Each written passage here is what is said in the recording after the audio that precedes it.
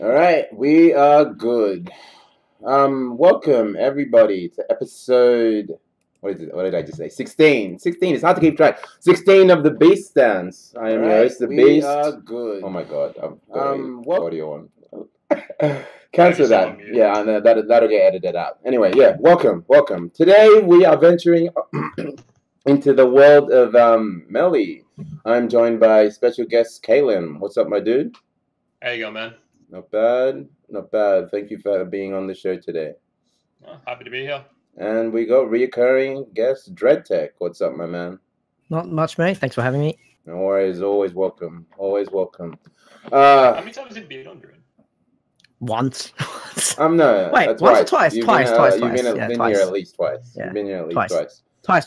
Yeah. We had the post Evo one as well. Post Evo and like another Tekken one. Yeah, at the very least twice. Yeah. Always welcome back. I'm sure you two will be. You will be too, Cailan, as long as you do a good job tonight. But yeah, this is your screening. All I can promise is I do my best. He plays Lars. All right, he does play Tekken. Right, he does play Tekken. Oh, that's one foot in the door. And I'm very interested to talk to both of you about Melee tonight.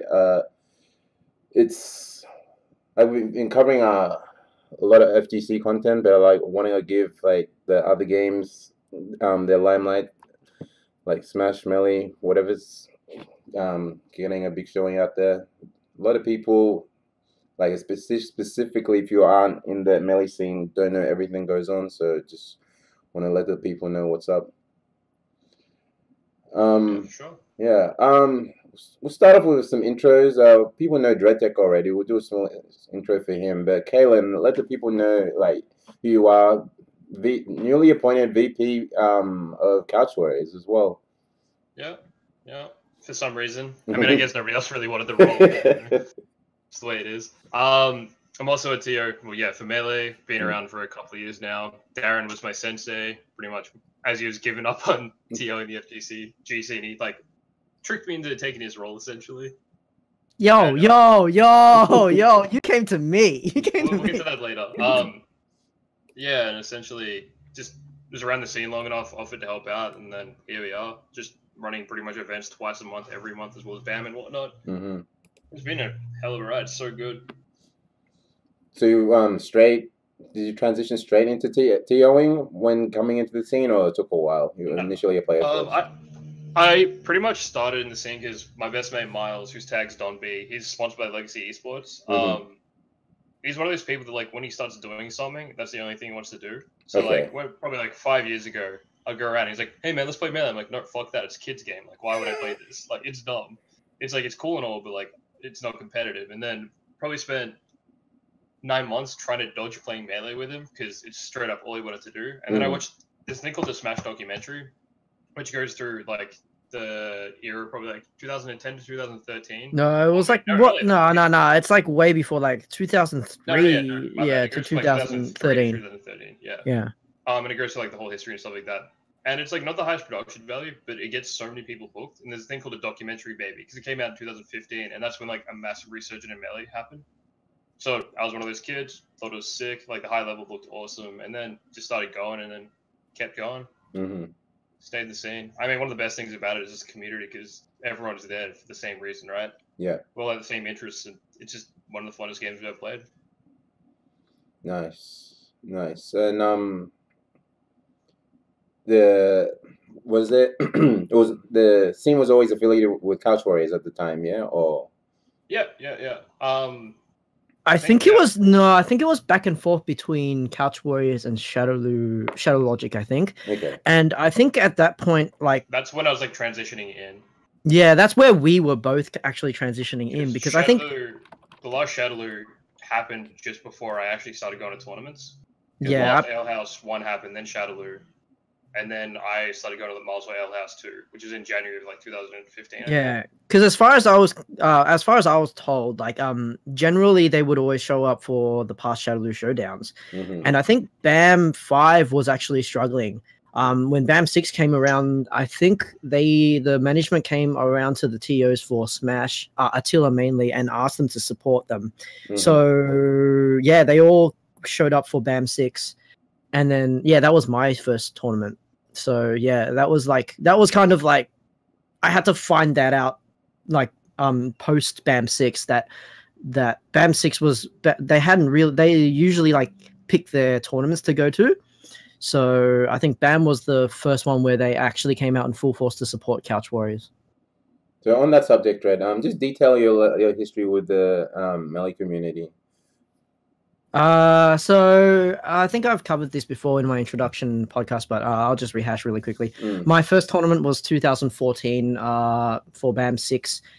Initially, I think I've said this before, I actually came in for Street Fighter. Okay. Don't like the game, gave it one last chance because I've always played Street Fighter 2 as a kid. Every single Street Fighter title as a kid as well. Yeah. The community was less than inviting. So, and I had been playing Project M and Melee like really casually, and I had never played it before. I had a GameCube, I had the game, but I never really played it. So I met the community at BAM 6 and they all took me in with open arms, and they needed and then the community was good enough that I just said, all right, these seems like a bunch of really good guys, so let's see what I can do to help. And then Dave, Attila, Red Act, Joey comes in with their carrot on a stick. It's like, yeah, dude, it's really fulfilling. Yeah, just help us out. Yeah, we'll teach you the ropes. I learned literally everything off those 4. I become the greatest TO, like the best parts of all of them, and then they all leave, and then I was stuck. Oh wow, way to get milked in. Exactly. What do you think just happened to me? Yeah, but you willingly came to me, so and I told you to fuck off, but you didn't. I told you to fuck off, Cailan. Yeah. Don't be telling me I roped you with carrot on a stick. That didn't happen. At the time, like, no, man, it's really not satisfying. You just have to help the community as much as you can. It's like, don't do it, man. Yeah, you came up to me, like, I really want to help, and I'm like, no, you don't. You don't. Get out. Get out. No, he's like, no, I really do. No, he's like, dude, it's so bad. You support something you really care about and get to hang out with your friends all the time. It's terrible.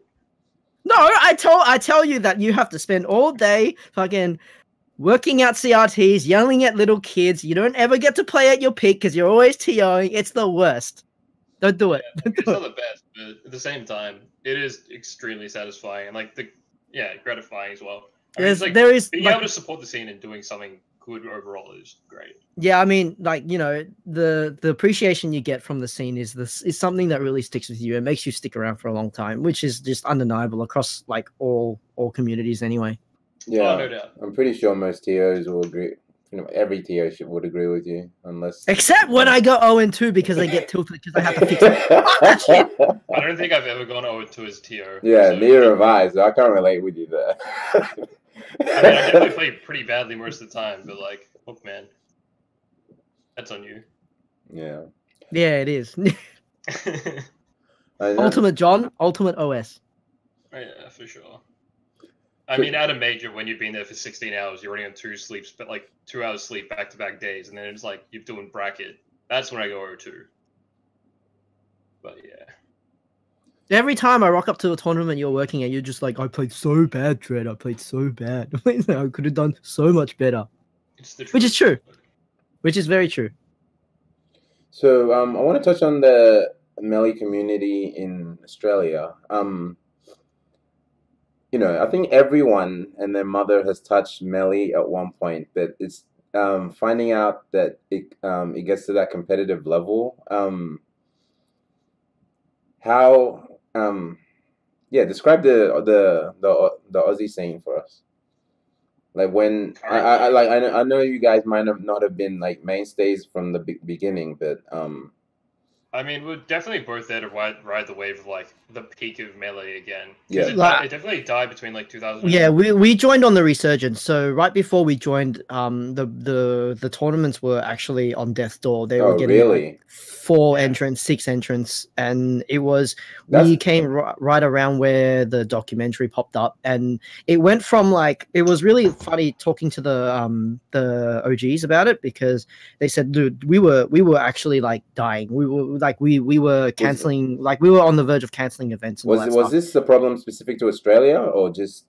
No, I think it was a global down. It was a global thing, in all honesty. But I think like America was like kind of dwindling, but they were still alive. But they were differently affected by it. Mm-hmm. And then it's like the documentary came out, and then it just so happened Cailan's best mate Miles Dombey was running a community-run sort of major. Yeah. Like Because the first one to rekindle the Australian and then it just exploded. They went from like 6 people per event to like a 45-man event, from what I remember. Wow, that's massive. And from that, they just rode it all the way through.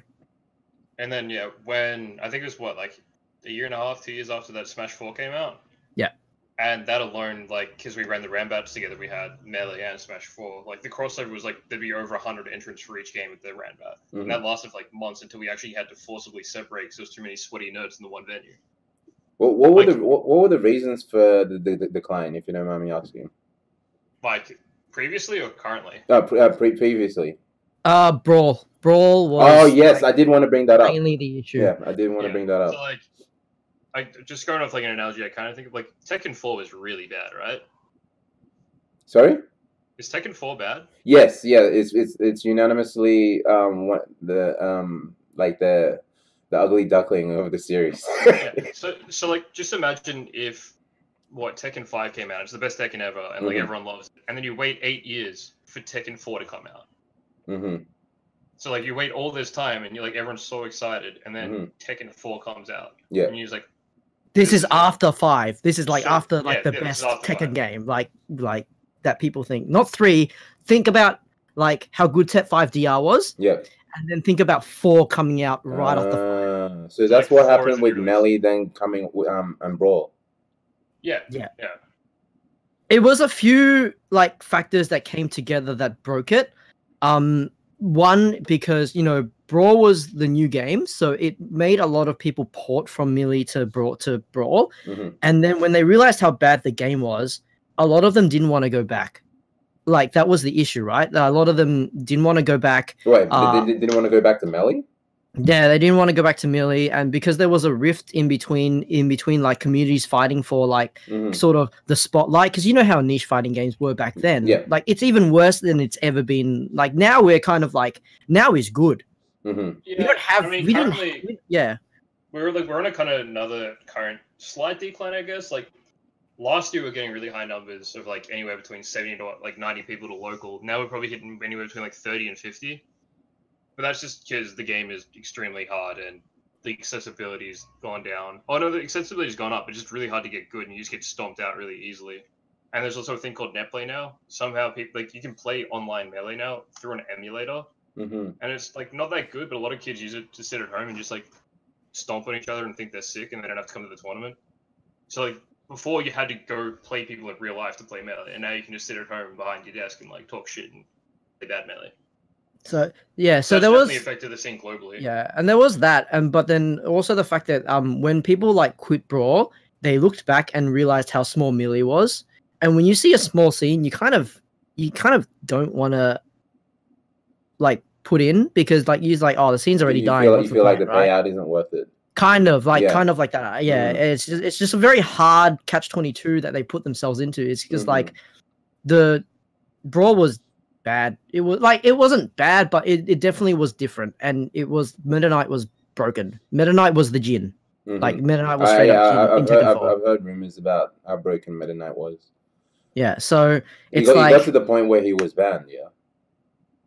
No, that was the issue as well, because there were like only a couple states that were willing to ban him, and then everyone else was like, no, we don't want to ban him, because if you ban him, basically the top 16 players only played Meta Knight. So that means we would lose. Don't ban him. So then you've got all this top player privilege bullshit going on, saying like, and people like what the fans of these top players saying, no, you can't ban them because then my top play, like my favorite player, starts to suffer. Oh wow. So then it's just this this circle of bullcrap that's going on.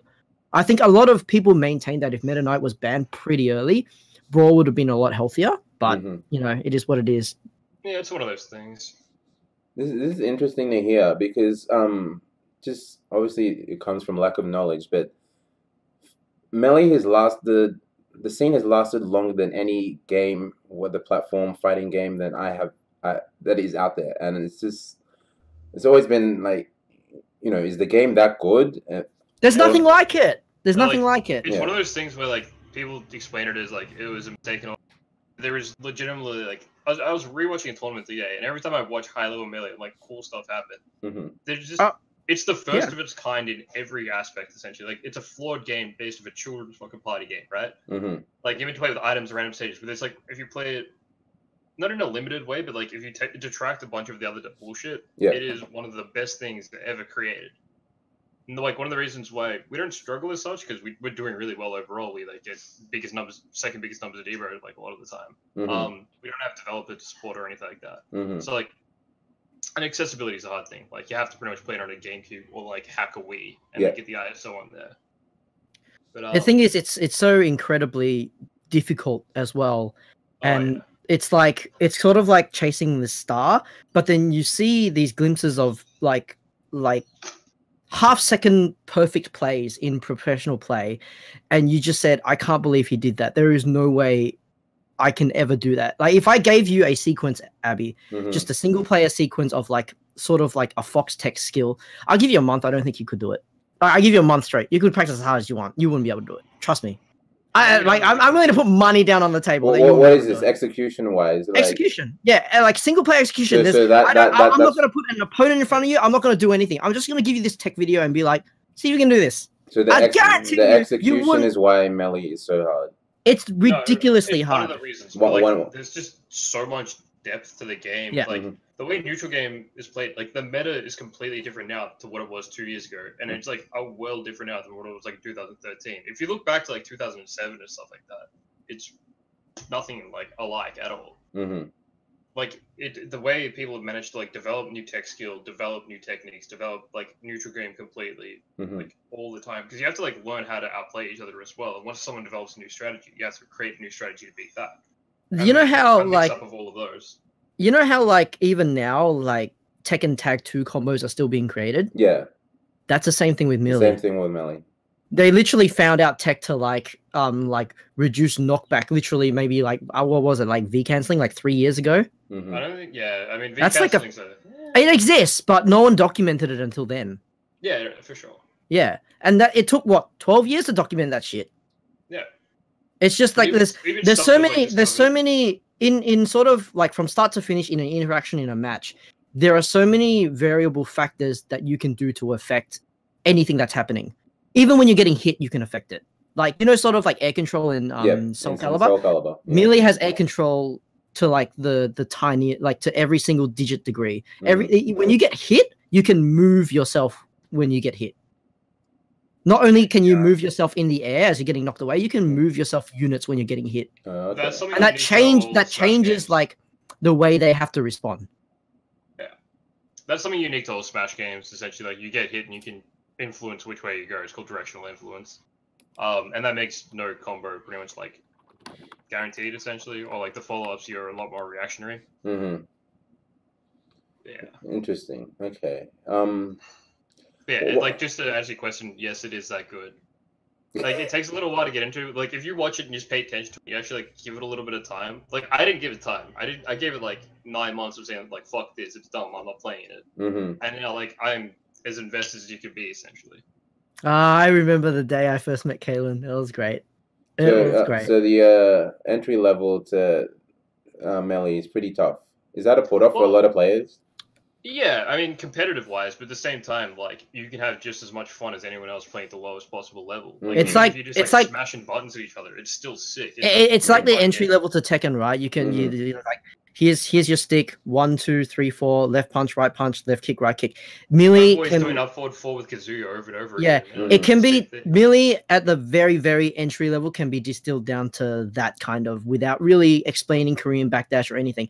You can give 4 idiots a controller and they can have a blast. Same thing with 2 people playing Tekken for the first time. You give them both a controller and be like, all right, go. They'll have fun. They won't know what the hell they're doing, but they'll have fun. That's the same thing. I harp on and on about it. And I think everyone's getting sick of it. But I actually like, in my opinion, Tekken is very similar to Melee in terms of mentality, in terms of how you approach the game, in terms of the mechanics it introduces to get you from the basic level to the pro level. Stuff like movement canceling, stuff like frame perfect moves, stuff like linking, stuff like reactioning punishment and all that stuff. It's all there. Just like Tekken, it's all there in Tekken and it's all there in Melee as well. That's interesting.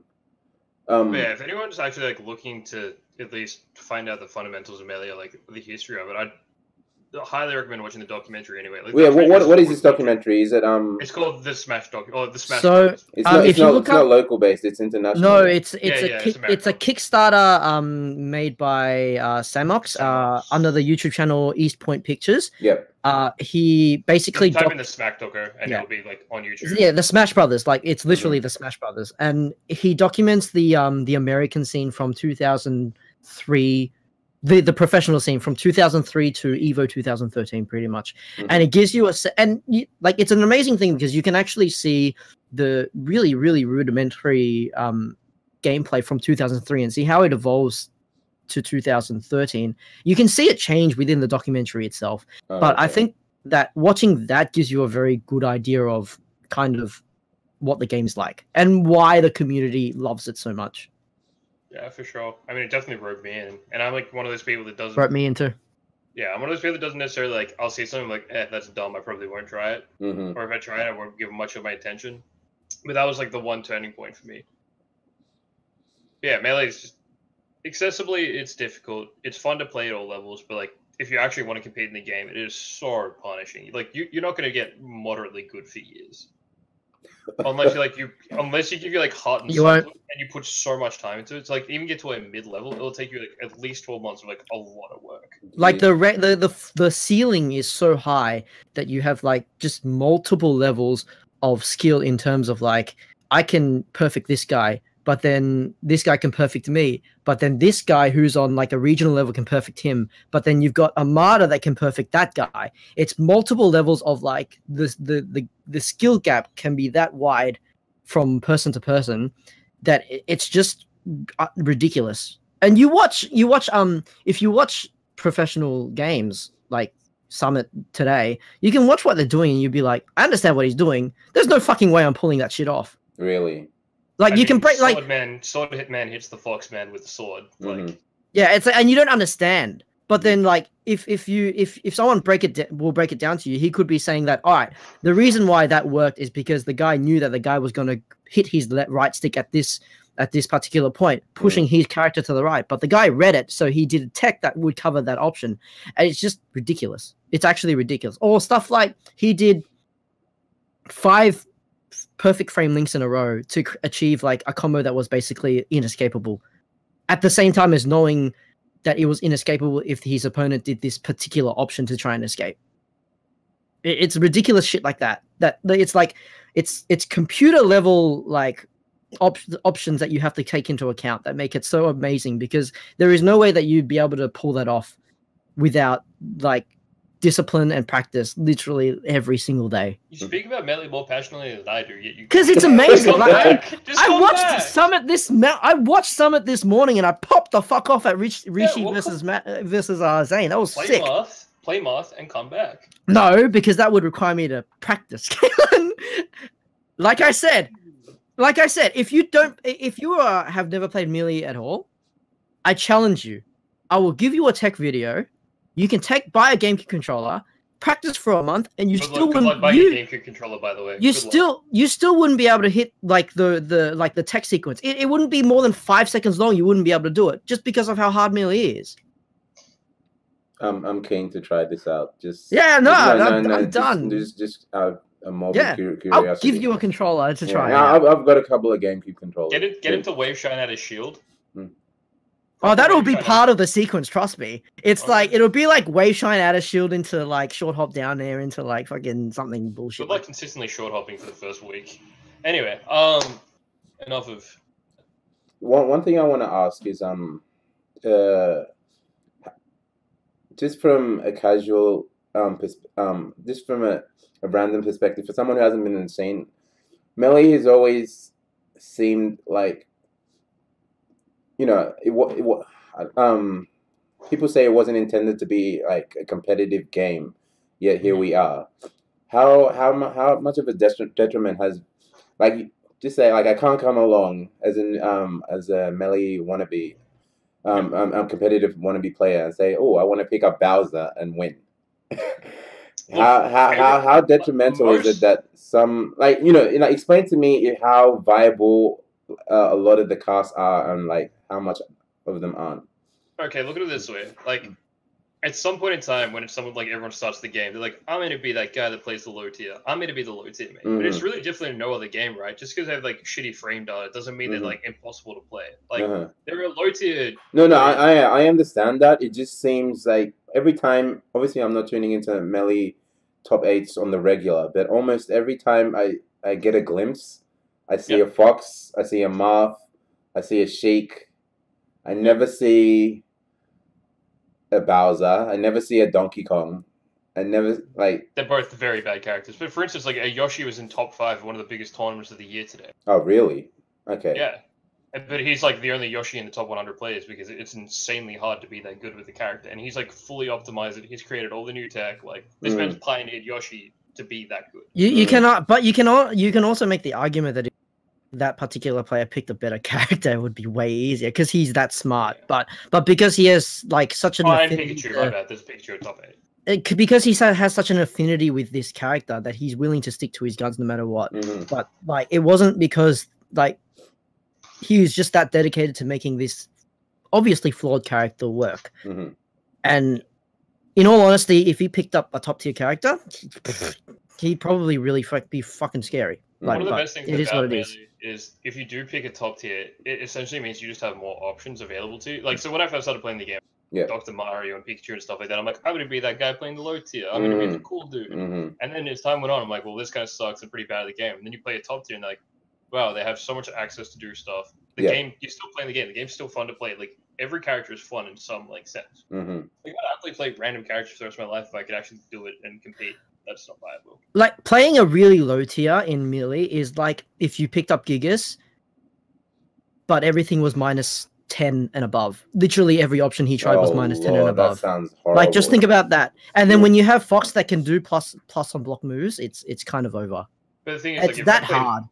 It's just like one of the best players in the world picks Pichu. They're still going to be able to stomp like. Yeah, like in saying that, you like. As I said, linking back to how big the gap is, the skill gap is, any of the top 100 players in the world could probably come to Australia, pick a bottom 8 character, and clean up Australia with it. Except for maybe 2 to 3 people. Yeah, all right. Except for 2 to 3 people. Pretty good at the game. But 99% of the team, they'd wash us still with that shit character. Really? Yeah, I mean that's because we all suck. We don't try, but that's just us. XD. Yeah. I mean, from an accessibility point of view, some people do stick with it, but like at that point, like level in time when you're starting out, you're gonna get stomped regardless of what character you play. Like Fox is debatably the best character in the game, but like to play him at a competent level, like 80% of Fox mains don't do it. It's just like that difficult. So yeah, so like it just goes back to how hard the game is. Fox is that character that can do literally anything in the game, but he's like the Devil Jin, but with harder execution. And he's fun and very fair and balanced.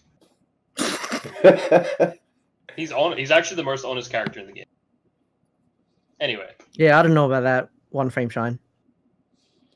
So, how difficult has it been through the life of Melee to, for tournament-wise, like on a competitive level, to continue this game supported without developer support? I mean, you don't know. Like, it's like, I guess it's a blessing and a curse. It's like you're someone who grew up without parents, I guess. Like, if you don't know. Whoa! That's one hell of an analogy. Oh, wow. I mean, Nintendo never loved us, right? They left us in the orphanage, and we've been fending for ourselves since then, and we're doing pretty well. Sometimes Nintendo drops by. Why is that rift occurred? Why is it? It's just they don't want it. They never wanted it. Because they don't make any money off Melee. Full stop. They don't sell GameCubes anymore. They don't sell the discs. So if everyone like put the spotlight on this 15-year-old game that no one can buy anymore, where's Nintendo's not making any money off that? Yeah, like, I mean, so why should they support it? But why wouldn't you just push the newest game where you can sell units and consoles and like amiibos and merchandise and all that kind of stuff. Yeah. Smash 4 gets support though. Yep. Yeah. Oh yeah. Okay, this is specifically a Melee issue. Interesting. Well, like Well, in saying that, Smash Nintendo is also very, very, like, not very reluctant to give that support to begin with. It's not like they're going all in on Ultimate. It's pretty sparse in terms of them supporting the Smash Ultimate, but it's more than Melee, which is occasionally. But like for instance, like Smash 64, there's still like a diehard scene there, and they have like absolutely pretty much nothing except like a select few events, and they don't mind. They're just happy to do their thing. But yeah, I mean, like we're just like do as we can. I mean, I guess in Australia or in Melbourne, we've always been well, as long as I've been around, we've been attached to the FGC. So like, BAM's a sick event and Melee's there. We get decent numbers, but like we get the sick venue and all of that kind of cool stuff, like projectors and lighting and space through being part of the FGC, like a greater community. It's that probably would be in a warehouse with a bunch of sweaty nerds, like back in 2015. Yeah, I think it might be an issue specific to Australia because compared to the rest of the world, our numbers are always going to be lower. Because I tune in to international Melee events, and the numbers are huge.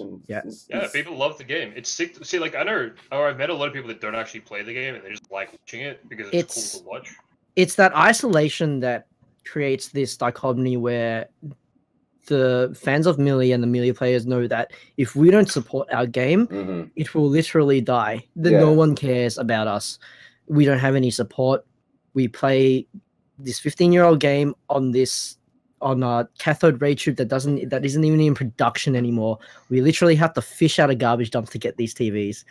If we don't do it, who will? And it's just it's lasted so long that people know, they realize that if they don't come out and support, it's done. They're done. It's one of those things where it also drives us to put more time and effort into the scene. I mean, at least with like the Botched Heroes and Clip Darren himself, like we try and run the coolest events possible. We try and run like things that help the scrubs. We try and like run merch so this community's all wearing the same clothes and they feel like they're part of the community and they want to contribute more. Like we do as much as we can to support each other and ourselves and like just keep the numbers steady with interesting stuff. Yeah, I forget the exact term for the word, but the fundraisers that you guys run, like to get sorry, the compendium. Yes, that's it. Like I've never seen a scene like get behind the compendium so as much as Melee does. It's actually that's because people just really like the top. Because like Melee, I don't know about any other games or esports. Like the fascination. People that have like personalities, but like every top player in Melee is a complete unique character, and people like invest time into them. Like Manga is one of the most popular people I've seen in all of esports, and just because he's Manga, and kids like live and breathe Manga. Yeah, the fascination that the top player that people that play the scene has to top players is kind of like ridiculous. Yeah. I mean, like it's got its good stuff and it's got its really bad like parts as well. Like that. But, like, that's the issue. I've heard a thing where like, or at least like some people say like you have to be so different and weird to be that good at the game, which makes you like a unique like character in general. I mean, they're like all the top players are completely different. They all have their own like personality traits. They all have like, completely different characters, but they're all not conventionally normal. I'd say. Except Adam. Adam's normal. My boy Adam is normal. He's the epitome of a Swedish nerd. Like the epitome. Just for a history lesson for those that aren't don't have the knowledge of Melee, who have been the top players just in recent years? Like just from a casual perspective, names like Leffen, Mango, Armada stick out for me. Mewtwo King, Hungrybox, Plop, Axe, the Pikachu main, Wizrobe, S2J. Like, there's people that are like not. There's people that are ranked between like 15 and 30 that are just as popular as some of the other top players, just because A, they're friends with someone, or B, they play cool and stuff like that. Yeah, and you say those players are kind of on their own level.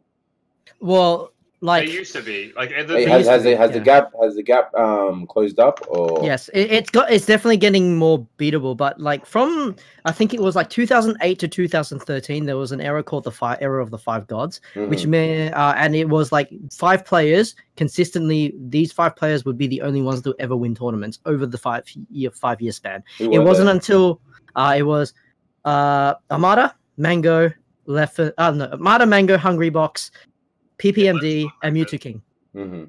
PPMD's retired now. Armada is the last one to retire, and Mango, Mewtwo King, and Hungry Box are still around. Hungry Box currently being number 1.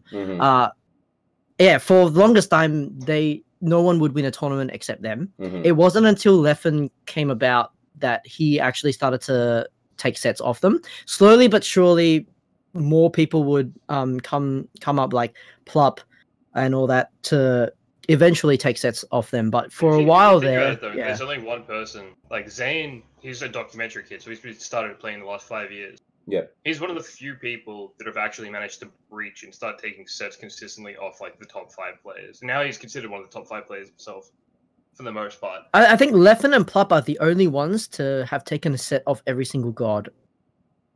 I think. You could correct me if I'm wrong, but I feel like that's what it's that is anymore. I feel like everyone drops sets now. Like everyone drops sets now. Not to but just to the 5, to the 5, to the 5. Yeah, no, but like they drop sets like Plane. I think Zane, Plup, Hungry Box, said Duck the Samus main 2 weeks ago. Like people do drop sets. It's just like it's more common now than it used to be. But there's also like 20 tournaments a year opposed to like 3 or 4. But there was that time from like early 2010 to like mid 2000s 2015 that it was just like these 5 people were unstoppable.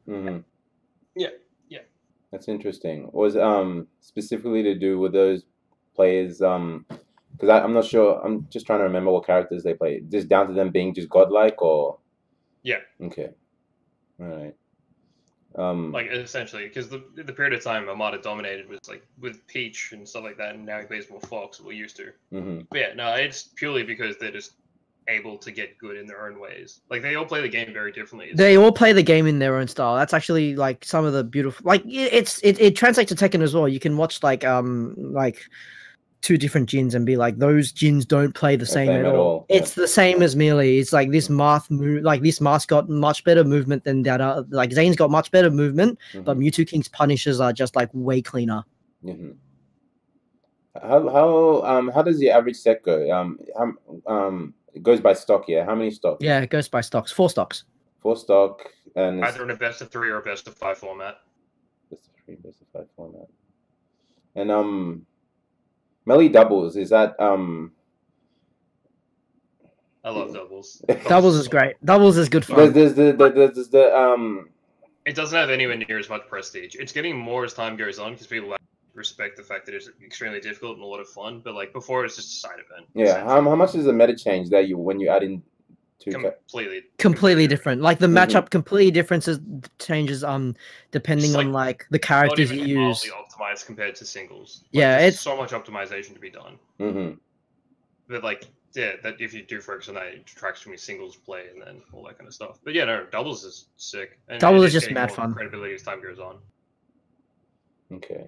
I played doubles at BAM just because I knew it would be fun. That was it. Because you get to play. Also because I got to play with Adam Armada, but yeah, he's my boy. Big shout outs, huh? Yeah. Shout-outs. Interesting. One thing I wanted to cover, I think we might have hinted on it slightly, is how often is injury a thing with like, I know it's a funny question to bring up, but like hand strain and stuff? Yes. Like RSI. Look, there was definitely a period of time where every man and their dog would have something wrong with their hands or wrists and stuff like that. Because I don't know, it was just the thing at the time. But like as people became aware, it's mostly due to posture and stretching and slamming your hands on the sticks and stuff like that. I found it's way less common. Like 2 years ago, everyone's like, "Oh, I got fucked wrists," like stuff like that. Even myself, I had like RSI in one of my hands because I played like an absolute idiot just on my sticks. I pretty much like slapped it as hard as I could.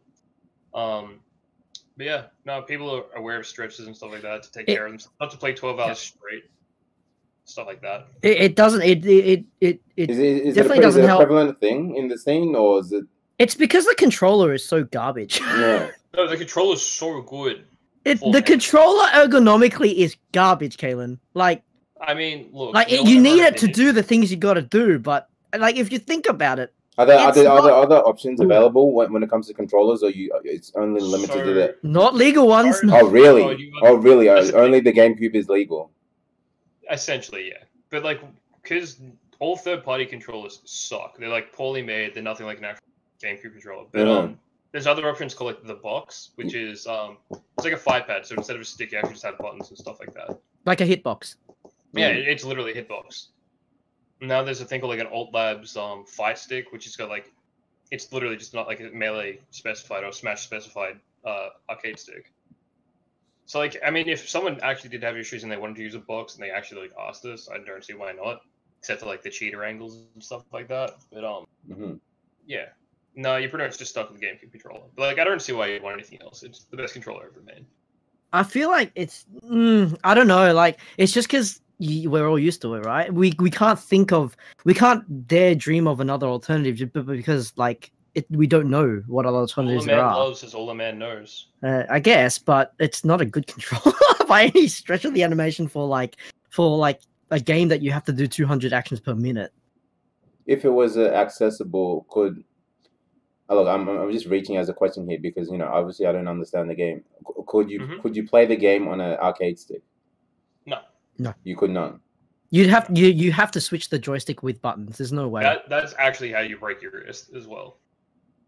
Imagine like converting Dash Dancing into like, I don't know if you could even move the stick fast enough for a long time. Maybe you could. Well, I guess like the Alt Labs fight stick is an example of that. But yeah, it'd be super weird. It'd be really weird. Interesting.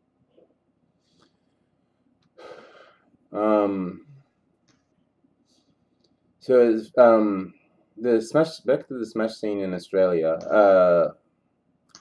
Everything. How the states represented. In terms of I don't know, like give us a rundown on the powerhouse states, like if all the states are represented well across Australia. Okay, so essentially it's changed over the years. Vic dominant the best alongside Sydney. Sydney was the best until their best player moved to Melbourne, and now we're the best again, essentially. Like I'd put us like $50 in a head-to-head like crew battle. Perth has the best player in Oceania. Their overall scene's not that Spud. Their overall scene's not that strong. Adelaide's really small, and they kind of have a weakish scene. Like their best player is probably like a mid-level player in Victoria. Queensland's like a bit split, but they have a couple of like old school players, and a bunch of their mid-level guys are getting a lot better. But a lot of the Queensland guys don't really travel that much. I was about to say, how often do the top guys in Australia get to travel? I mean, top guys now, because they have sponsorships, travel a lot more. But the thing is, like, Vic has the biggest scene, and we run like probably the most tournaments. So a lot of people come here, so a lot of people don't have to travel out. And in the last couple of years, less states have run majors. So like OHN ran last year, right? But that was the only other big major except for BAM. And there's like little regionals and like other majors that happen. But yeah. Yeah. How often at events run? So like because they seem to be run quite often, to be honest. Whenever I'm checking social media, there seems to be an event on. In like locals? Yeah, or locals, or like even I don't know if you have like mini majors. Like you have, maybe we can segue into this later, but you have like an event coming up on Sunday. In March. Yeah. Oh yeah. Phantom. Phantom's gonna be sick. So I mean, in Victoria, like most states run a weekly or a monthly. In Vic, we run like 2 to 3 tournaments a month, but that's just like us. And then there's like a few other people that run bits and pieces, like Pixel, and it used to be called what's Reese's tournament called again? Holy Millie. Holy Millie. I don't know why I forgot that. That's bad. I haven't been. I've been like once, and I used to go every second week. Yeah, it's rough. I'd say there's a fair few tournaments, but there's not many worth traveling for because like you don't get sponsorships that much, you don't get pop bonuses that much, you don't get that good of a venue a lot of the time. Mm-hmm. Yeah. But I feel like Melee boys just constantly want events. They always want to go to stuff. They're always Kino Marino for all that shit. I mean, I think as soon as Ultimate drops and we have more crossover again, events are going to run a lot more. So they'll run more Ultimate majors and they'll have Melee and Ultimate majors. It might be a crossover from that. And we'll get new players and all that kind of stuff. But yeah. I mean, there's like a couple of regionals / like majors this year, but BAM's easily the biggest. And there's nothing that really kind of compares to it this year, which kind of sucks. Is there much of a scene within the surrounding Asian countries around Australia? No, not really. Okay, no. Like New Zealand's got more a of a pretty Western small game. scene. Yeah, yeah. I mean, it's like still relatively big in Japan, and it's really big in Europe. Well, it's pretty big in Europe. Yeah. I mean, the issue is Japan's in an even worse spot than us because you're not allowed to win money like by playing. Like they're in an even worse spot than we are. Yeah, but that would pertain to all games. So would that really be the issue for just why Melee doesn't do well there? It's hard to be an international top player while having a job. Okay. Considering how much you've detailed how hard Melee is to stay. Like most of the top players, or I'd say a lot of the top players in the US, don't have jobs, and a lot of them kind of live that degenerate 20-something-year-old lifestyle of just like 5 boys in a share house. They go to CRT, they play some Melee, they go to the local, they farm the local, they go to a major, they try and get their big break. Yeah. And it's never ending cycle, just like kind of coasting away. Yeah, because we don't have like big sponsors or anything like that for the most part, it's kind of hard to make these money. Like even our biggest tournaments, like have nothing compared to other esports. Yeah, I don't think Melee's alone in that regard. I think that's the FGC thing as well. It's just Yeah, but at least you guys have like developer support and stuff like that. Yeah, that's true. That's true. But, we have a dumb, hard, broken game that's never going to be fixed. And half the world plays a different version to the other half of the world. It's fucking great. Yeah. Do you want to detail that specific note, Darren? So when Melee first released, it was during the era of games where releases were across countries were completely different, right? You'd have, Final Fantasy release in Japan and then in US wouldn't get it till like a year later. That's what happened with Melee. So America and Japan both got the 1.0 version or 1.0 version, which was hereby known as NTSC. It's also the region. Yeah, it's the region. It's the region. And then the European and Australian countries got Smash Brothers something like 6 months to a year later. But then they got a patched version, which is technically 1.02, which is actually technically the more balanced version. Yeah. If you look across the characters, Fox's technically. It's balanced. It's like it's more the characters on the tier list is more balanced across each other. I mean, however, if you define not having fun as balance, I guess. But I mean, I'm the one that pushed for NTSC, so obviously it was all you, boss. Yeah, it was all me. Kidding. I made it happen. Anyways, so the issue is that because America is at the forefront, and always was at the forefront of the scene. Yeah, they were winning everything. They were the best at the game, regardless of the version. In all honesty, because they played the inferior version, every single video, every single tournament, every single tech video, everything, all your information was in the 1.0 version, and it just didn't make sense for Oceania or Europe, for the matter, who were still playing PAL, to play PAL, because the game was different enough on a mechanical level in terms of the changes that it would actually change the way you approach the matchup. Oh, you play matchups play completely differently. The matchups play.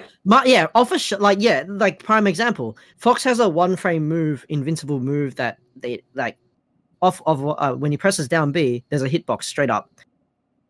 Yep. In PAL, when you did that to Marth, who is probably like who is definitely a top 3 character, if you did that to Marth, you'd knock him down. Then you'd have the Oki situation. Mm-hmm.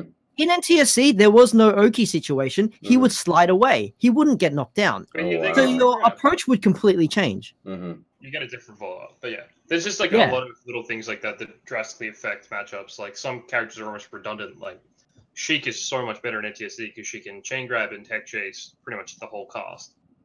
But yeah. That would have been detrimental to any person playing the power version that decided to Exactly. Yeah. Exactly. Well, that was one of our main points of swapping over to NTSC, which we did at the start of this year, is why wouldn't we play the version where the majority of people in the world play it? It's where the majority of the competitive circuit is. Mm-hmm. Why wouldn't we try and be the same as them? Okay. Because we did at the time and do now have up-and-coming players that want to travel and they want to compete. If you have to learn completely different parts of the game to travel and compete, just to get like fucked on. Yeah, it didn't make sense. Yeah. It was honestly like we all knew that but that's just as a community we had to play NTSC to go forward as like if we wanted to be part of the overall arcing meta, if we wanted to be relevant for lack of a better word. One of the other things was like a new player could watch a tutorial video that was made in the US and it wouldn't necessarily apply to like here. Like if, for instance, if you're like learning how to pillow combo with Falco, you can't do a late dare in PAL. So like your combo game completely changes on certain characters. If you hit, if you hit tech chasing with Sheik and stuff like that. Yeah, if you hit down air too late with Falco, and like you hit him with the latter end of the active frames, it sends them away instead of straight down. Where in NTSC, it sends them down no matter how late you hit them with it. So it completely changes the combo game, and it changes the options and the branching paths. Playing NTSC, Oceania playing NTSC wasn't an option until the Wii homebrewing started getting really big, and we worked out how to really do it on a large enough scale so that there was no excuse not to play NTSC at that point. And that's when when we as a nation decided, we got together and then we all talked about it and said we kind of have to do it. We just have to. Have other countries made the transition? The only nation that hasn't is Europe. Really? The thing with Europe is because every country has their own scene, every region has their own scene, and it's so hard to coordinate. Like, you'd have to have like a council of all the head TOs of all of Europe to unanimously agree, like we did. So Australia, like me and Darren, pretty much contacted all the head TOs in Australia and said, like, look, we propose doing this. We think it's for the best. We're gonna do it. You can follow suit. And essentially everyone did. But doing that in Europe, like, the guy in Germany is like, hey, we're going to TSC. The guy in France go like, no, fuck you. Play the dumb game. I can see how that would be an issue. Because we were the biggest scene and we held the biggest major, we kind of big dogged them. But get fucked. But it's just like it wasn't the fact that everyone was against it. We just had to push that initiative because, in all honesty, everyone was just a little bit too scared for the change. Well, I mean, they probably wanted it. Yeah. I would say out of all the TOs, maybe there was just like one or two that had problems with it. Yeah. But I mean, there's still a few people that do. Like, look, I don't think it's adversely affect the scene overall, and if anything, a lot of people more. But there are like a few people that has affected in a negative way, and like I do regret that. But yeah, it's kind of the greater good thing. Like there are definitely some characters that suffered, like because it just NTSC made the strongest characters even stronger, and they made the lower tiers even worse. That was the wow. It all comes back to I can see why that's if I had a choice, America should be switching to PAL. Yeah, but we can't make America change. It's not going to happen. Over their fucking dead body, they would change. So we don't have a choice, and we aren't the best in the world. We can't tell them to change. So the best thing we can do is to join them. Yeah, I mean, America's never going to change. Yeah, same reason why I don't think Europe is ever going to change, because like a lot of Europeans. I was in Sweden in December last year and like January this year, and I was talking to their TOs there, and they're just like, why would we switch to the not balanced version of the game? And I gave them that reason. They're just like, no. No. We like the balanced version of the game. But Europe's big enough that they can kind of hold off on the switch here, they're saying. Yeah. A lot of people would argue, and people argue with me to this day, that 99% of our scene aren't going to travel to America to play. Why are you forcing us to change? That's a good point. For me, it's just like for a new player to want to come into the game, I want them to be able to go on any single YouTube video and be able to say, I can learn off that.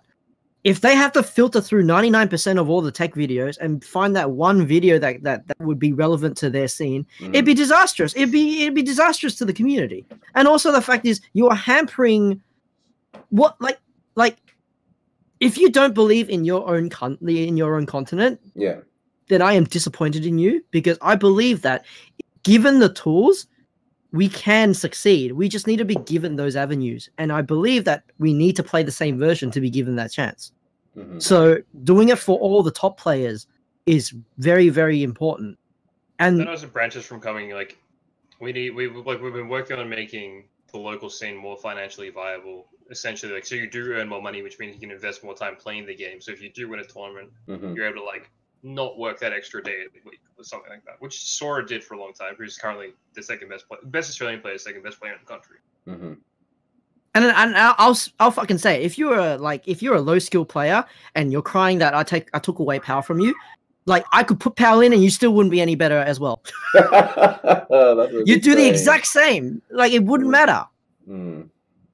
Because like the mechanical differences at that minutia is so high level that it wouldn't have really changed the outcome of your skill variance, right? You'd still be as good as you are, because the changes would be that small. But to a good player, to a player who aspires to be something better than he already is, to actually want to travel, it is very important. It is very important. That's interesting. I did not know about the differences. Yeah, that's crazy. It was a big deal. It was a big, like, it was kind of one of those things where we did the switch and then it kind of blew over, and then people don't really mention it anymore. It's just like the way. But kind of alluding to what Dredd said, it was just the initial fear of the transition. Yeah, for sure. I mean, but as I said before, some people are definitely affected by it. A couple people quit. More people started. Oh, wow. We had people that, like, you know, wanted to petition for me to like have a continent wide poll. We had people. Wow. We had people that wanted to, like. People went in. They wanted all sorts. People still, like. Someone the other day was like, "I want a review." Yeah, I want a review. Like, what the fuck? It's like, I looked at the poll on Facebook, and it was a lot closer than I remember, and I want a national vote. Oh wow! Like, this is a legit heated subject. That's crazy. Well, yeah. And the issue is, like, we had to move the gears at a pace where it was like, okay, we need to make sure that everyone has ample time to prepare. We make our conscience clear. We are moving in 2018 to NTSC. I still had motherfuckers saying, hey, can I run a tournament in November and have NTSC? You're going to switch anyway, right? I'm like, what the fuck are you doing, mate? Are you big dogging me right now? Oh, wow. Are you trying to, like pull our announcements from under our feet? Oh, my God, it was terrible. Like, from both sides, there were problems. It's just like, I can only do what I think is best for the community. That's it. Make it a big change, then fucking dip. I wrote a 2,000-word essay on why I think we should have done it. I gave it to all the TOs first, and then I released it to the public when we went live. That's all we can do. Sorry, just remind me again when this change occurred. Earlier this 2018. year? 2018. Okay. This year. So it's like January 1st. So it's still fresh. I think it might be one of those things where you might not see, like, it might take a while for it to boil over. I mean, like, realistically, the same people attend the tournaments. Nobody really quit or anything like that. They just get a bit more tilted when the character gets fucked that little bit harder or something. Especially by a top tier. Yeah. I mean, like Fox killing you at 96% instead of 120%, and you're like, oh my God, why is this character even better now? What's interesting? Overall, yeah, you go, Cailan. I was just going to say, like, overall, I mean, I don't think up until this month I'd heard anyone mention powerless NTSC, unless it's in, like, a joking sense where, like, something kills a little bit early and they're just like, oh no. But besides, like, overall, it's been a pretty smooth transition, to be honest. See, what's interesting is you guys bring up the Europe not changing, but you have a lot of top Europe players, including Leffen, Armada before he quit. You know, what version were they playing? Oh, like Leffen and Armada would grind both of it. Oh, they'd grind both? Yeah. Leffen has gone on record to say he hates playing PAL because it's just useless for him. Like he doesn't like going to the tournaments anymore because it's just like why it's actually making me worse. Because it makes him try to do things that straight up don't work in NTSC. Yeah, I can understand. Yeah, it's like imagine playing two different versions of the same game, and that can't be anything but detrimental to you when you can completely keep crossing over from tournament to tournament. Yeah, I mean, Homeboy just got it done, and Leffen's still one of the best players in the world today. He's just one of those people that just got it done. He complained about it a lot, but he just did it. I mean, if you don't have a choice, you don't have a choice, right? Yeah, that's interesting. But the thing is, like, Armada was always against NTSC because, well, he was played Peach, which is a floaty character who actually got worse in NTSC. So he's like, why would I want to swap? It's the more balanced version of the game. Why would I want my character to get worse? Like, everyone always has secret agendas, and everyone, like, alludes to secret agendas. I don't know how genuine Armada's, like, want for PAL was, but yeah. Mid 2017, Armada was the first person I approached with this, like, with the change. And he says, look, I don't like NTSC. If I had a, and he's like, I agree with you. If I had a choice, I'd want America to play PAL as well. But I understand why you need to make this decision. And would be so good. I understand. He understood why we had to as a nation. He was the first person I went to ask about it because I wasn't really sure. I didn't know whether I was get fucking burned at the stake or not. Yeah. But I asked him. He said, "I understand why you need to do it," and I'm like, "That's all I need." And then I came to Cailan with it, and then we added all the TOs and asked them. Well, we didn't ask them. We're just like, we're doing it. Yeah, Follow if you want. If you want. Yeah. But be prepared for NTSC at BAM. I do feel bad for that because, like, some people were upset by it, but you know, like, it's the way of the road, brother. There's no use playing a version of the game if no one else is relevant is playing it. There really isn't. Yeah, there really isn't. Isn't. I can see the sides to both arguments. It's a very, very, very tough decision, and the fact that America most likely will never change their stance on it.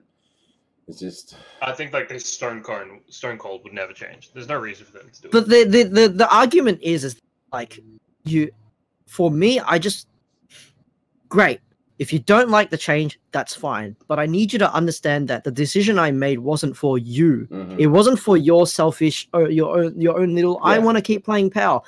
What I did was, in my opinion, or in my like, what I did was, in a way, to try and get our scene to move forward for the better. So I'm not thinking about the way you enjoy the game, in all honesty, because at the end of the day, you're gonna play it or you're gonna not. But I'm thinking about the well-being and the betterment of the scene. If we all played fucking Tekken 7 vanilla, I wouldn't even fucking join your scene. Yeah, I'd be bulldogging the other states as well. Exactly. 100%. Imagine if we all played Tekken 7 vanilla because we were all so stubborn to play the console version because we were all still arcade diehards, but we never got FR in the arcades. Only Korea and Japan got it. But we were so stubborn that we still wanted to play Tekken 7 vanilla. Yeah. Fuck that. Yeah, that's the arcade scene must have spent so much money back in the day, right? Yeah, 100%. I could have bought 2 houses for the amount of $1 I put in. I played Tekken 6 BR when it came out with one of my mates. We used to go to the arcade all the time, and I'd like, as a 16-year-old, like pull out $30 in gold coins. I'm like, well, this is my day, and that was like a lot of money. That was just one day, and we like went for a couple of hours. But I can't imagine people who actually competed in the game. Yeah, we spend fortunes at the arcade. It's actually ridiculous. So yeah, yeah, and you always have that like arcade card with the wins and losses to tell you how much you've actually spent. So yeah, feels bad. It's like I think I had a Lars card that had like 37 wins and like 129 losses. I'm like, this card's worth $120 like dollars. Maybe a little bit more depending on what arcade you went in. Like $2 a game. I wanted to briefly cover Project Melee because it's, where did that come about? It's not exactly sure when it started, but essentially it was a mod from Brawl that made like a bunch of Brawl characters more melee-esque. They made the game more melee-esque. And it had a really die-hard scene, it still does. I personally don't like it because it's really jank and poorly optimized and all that kind of stuff. And it lasted around like for a couple of years, had a really popular scene, and then essentially nobody knows exactly what happened, but one of the creators said they got threatened by cease and desist by Nintendo. Oh, really? Yeah, because it was getting too popular. I don't know exactly. It's not really. So what was it? It was designed to be like a more balanced version of Melee, or no? It was pretty much just like Melee with all the Brawl characters on the Brawl engine. Like, so it came after Brawl. Yeah. So it's a modded version of Brawl. So you had to like get a modded version of Brawl, add an ISO on top of that, and then you can play it. Okay. So it made like some characters that were just complete dog shit. Like they reworked them and like added in new moves and completely rebalanced stuff. Oh, this was after the dissatisfaction with Brawl. Yeah. Well, it's just something different, I guess. I mean, that's like started happening before my time. Okay. I was curious. Yeah, just where it felt in the timeline. Still has a diehard scene. Like there's still 7 to 10 dudes at every single Ranbat playing exclusively Project M. But yeah, they're still around. It's pretty dead now because they have even worse support than Melee does. Because they can't. I can imagine getting a cease and desist. Oh my lord! They couldn't even stream it on Twitch. It's like the game option. Like you know how you pick games that I'm going to stream this game on the Twitch. People go to that. Project M does not exist on Twitch. You can't pick that game. You can't tell people that you're going to stream that game. Yeah, I really died. I briefly remember the issue with Project Melee. Like I can't remember whether it was Bam or Shadaloo, or like they had to get to the point where they had to play it at a different venue because of that. Like Nintendo. Because I mean, yeah. Oh, that was great. That was really fun organizing. That was fucking great. I loved organizing PM to be at another venue. I mean, this year we had it at Ranbat, and they kind of fucked us on bracket anyway. PM's going back to the alleyway next year. Oh, I mean, they held up my bracket by 2 hours. Look, I agree. I told the TOs, if you in any way like get in the way of Melee, I can't save you. That's it. Okay. All right. Well, so it's just like it's almost illegal to a point in quotation marks, but it's still being like, I mean, like, well, my issue wasn't the fact that they kind of like. It wasn't the fact that they got in the way of it. They actually changed the bracket. They changed it to round robin without telling me. And then when Cailan came up to me and said they're holding up everything, I went to the PMTO and said, "What's going on?" And they're just like, "Oh wait, this guy just needs to play 2 more people." And I'm like, "What do you mean 2 more people?" And they're like, "Oh, we kind of changed it to round robin." And I'm just like, I walked out. I walked at that point. I'm just like, I'm not talking about this. So, you know, it's hard. Unlucky. Another thing I wanted to touch on is the differences between Melee to Brawl to Smash 4. Obviously, maybe in a different podcast we can cover Smash 4 in more detail, but you don't see much crossover when it comes to Melee and Smash 4. They're both completely different games. Yeah. Why would you play basketball when you already play netball? I mean, like, they're in the same confines. They're both on a court. They both have a ball. They both have a net, but they have like fundamentally rules of gameplay. Right? That's a really good example. And the thing is the fuck thing is like they look and kind of like on really service level feel similar enough that if you mained one game, it completely you do errors on the other game without thinking about it. Like if I play Smash 4, I try to wave dash the first 15 seconds and I'm like, instead of wave dashing, I'm air dodging and I'm dying. The mechanics are different. Completely different. Like the fundamental mechanics are different, like netball to basketball.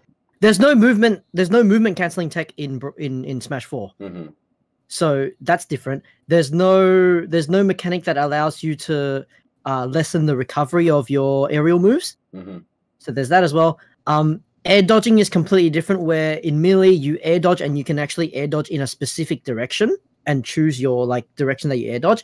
In 4 you air dodge but you still kept your jump momentum no matter what. Mm-hmm. And you could still move out of it, where in Melee, you couldn't. You'd free fall.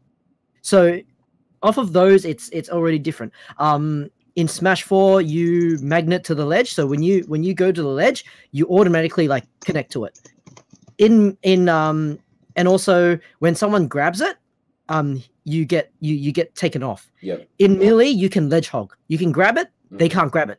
Okay. If you stay there, they can't knock you off unless they hit you off. Mm-hmm. And then, so there are ways to like, refresh your invincibility, grabbing ledge over and over and over again so that they can't actually get back on. So there's just like fundamental differences that completely change the way you approach killing someone or comboing someone or hitting someone. Approaching neutral is completely different. Off-stage game is completely different. Combo game is completely different. Interesting. Okay. Yeah. When you get knocked away, yeah, to lessen the knockback is completely different across both games as well. Horizontally, in Smash 4, you have to hold towards the stage. In Melee, you have to hold up. Mm-hmm.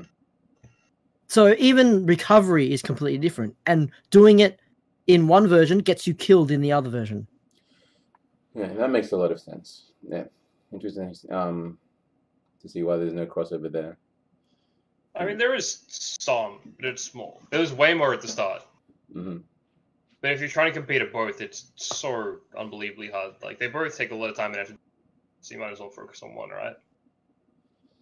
Okay. I want to bring up a couple of things about Melee that I've seen that you might want to specify that I've seen that might, to an outsider, might have seemed like a big issue. Ice climbers. Right. Yeah. Explain the whole debacle behind that character. So essentially, Ice Climb is a character that is two characters. Mm-hmm. Like, it has two models and they interact with each other. And one's an NPC, essentially. Yeah. And there's this thing called wobbling, where you get a grab and it's infinite. Mm-hmm. And if off that grab, you get almost a guaranteed kill every single time, unless you make a technical mistake, which is unlikely. Mm-hmm. And like essentially a lot of what was the term? What was the term called? Wobbling. Wobbling. Okay. Yeah, essentially you get, like, a lot of the time you get execution tested. If you do one thing technically wrong, which, like, is half a frame input, and you just get grabbed and you die, people hate it. It's fundamentally bad gameplay. Yeah.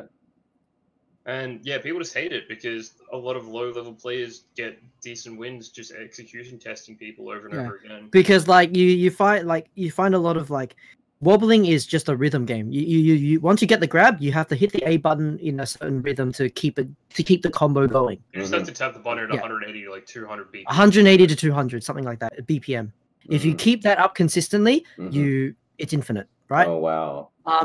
The issue is that it is very evident that there are players who are just, they're not good at the game on a neutral level. They're not good at the game on a like Bananas today. Bananas was fucking sick. I'm just saying, like, a lot of players that try ice climbers. A lot of people play the character as a gimmick. Like, if they don't get the grab, they want to win because they don't want to put in the work to put in for the other technical aspect, right? There are some ice that are credible. Yeah, no, there definitely are. I'm not saying there aren't, but there are people who find that path to be like, I just want to get my win, right?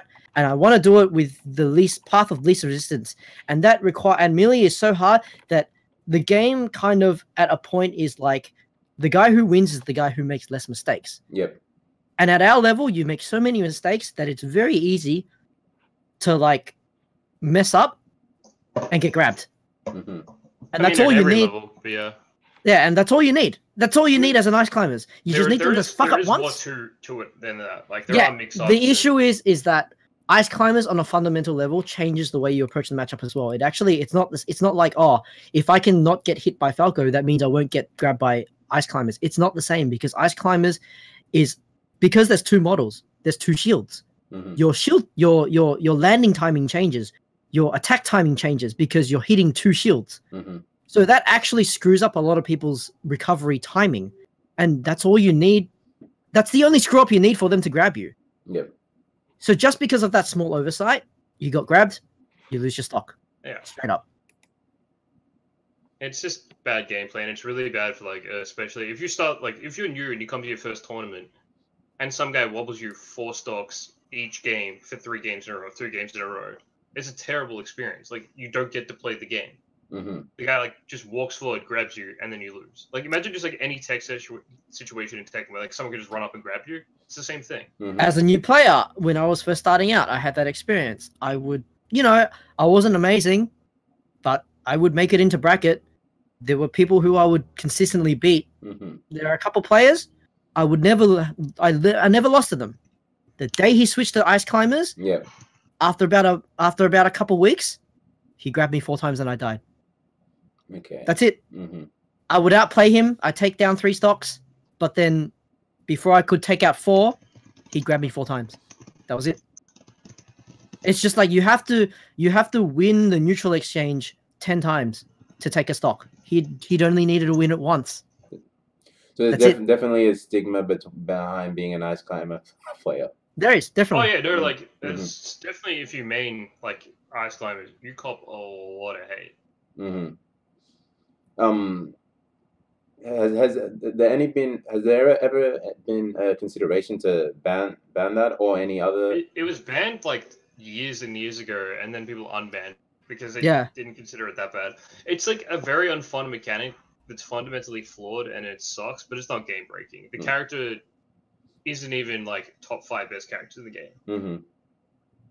So like that's the main argument. Yeah, if mobbling wasn't legal, Ice Climbers would be bottom 8, I reckon. Like probably. No. They would be pretty. They'd just be like mid-ish tier. Nah, they'd be worse than mid tier in my opinion. Yeah, maybe. But yeah, I mean, like essentially, it's just an issue that makes people salty, and it's not fun to play around, so people complain about it. Like, it's really. Like for a low level player, it's the equivalent of Cat's 4. Oh wow! Okay. Like you just don't know how to. It's because you don't know how to deal with it. Or dealing with it takes a lot more effort than just executing it. That's the issue. They learn their rhythm timing. They learn what to do off of a grab, and that's it. They just need you to mess up. That's it. Cat just needs you to not realize that she's -10 off of the 3rd 4. That's it. Then she can just do it forever. Cat just needs you to realize that off a hop kick, she's not -13. Mm-hmm. Then she can just spam 4 all day. Another casual from outsider observation. We just talked about the stigma of Ice Climbers. Is there a stigma behind Jigglypuff? Because yeah, it's just because Jigglypuff, like floaties in general, it's just like one of those. If you play against a floaty character like Peach, Puff, Samus, and stuff like that, you play the game completely different. Not completely different. Like you play the game fundamentally differently. And Jigglypuff is the least melee character in Melee. Mm-hmm.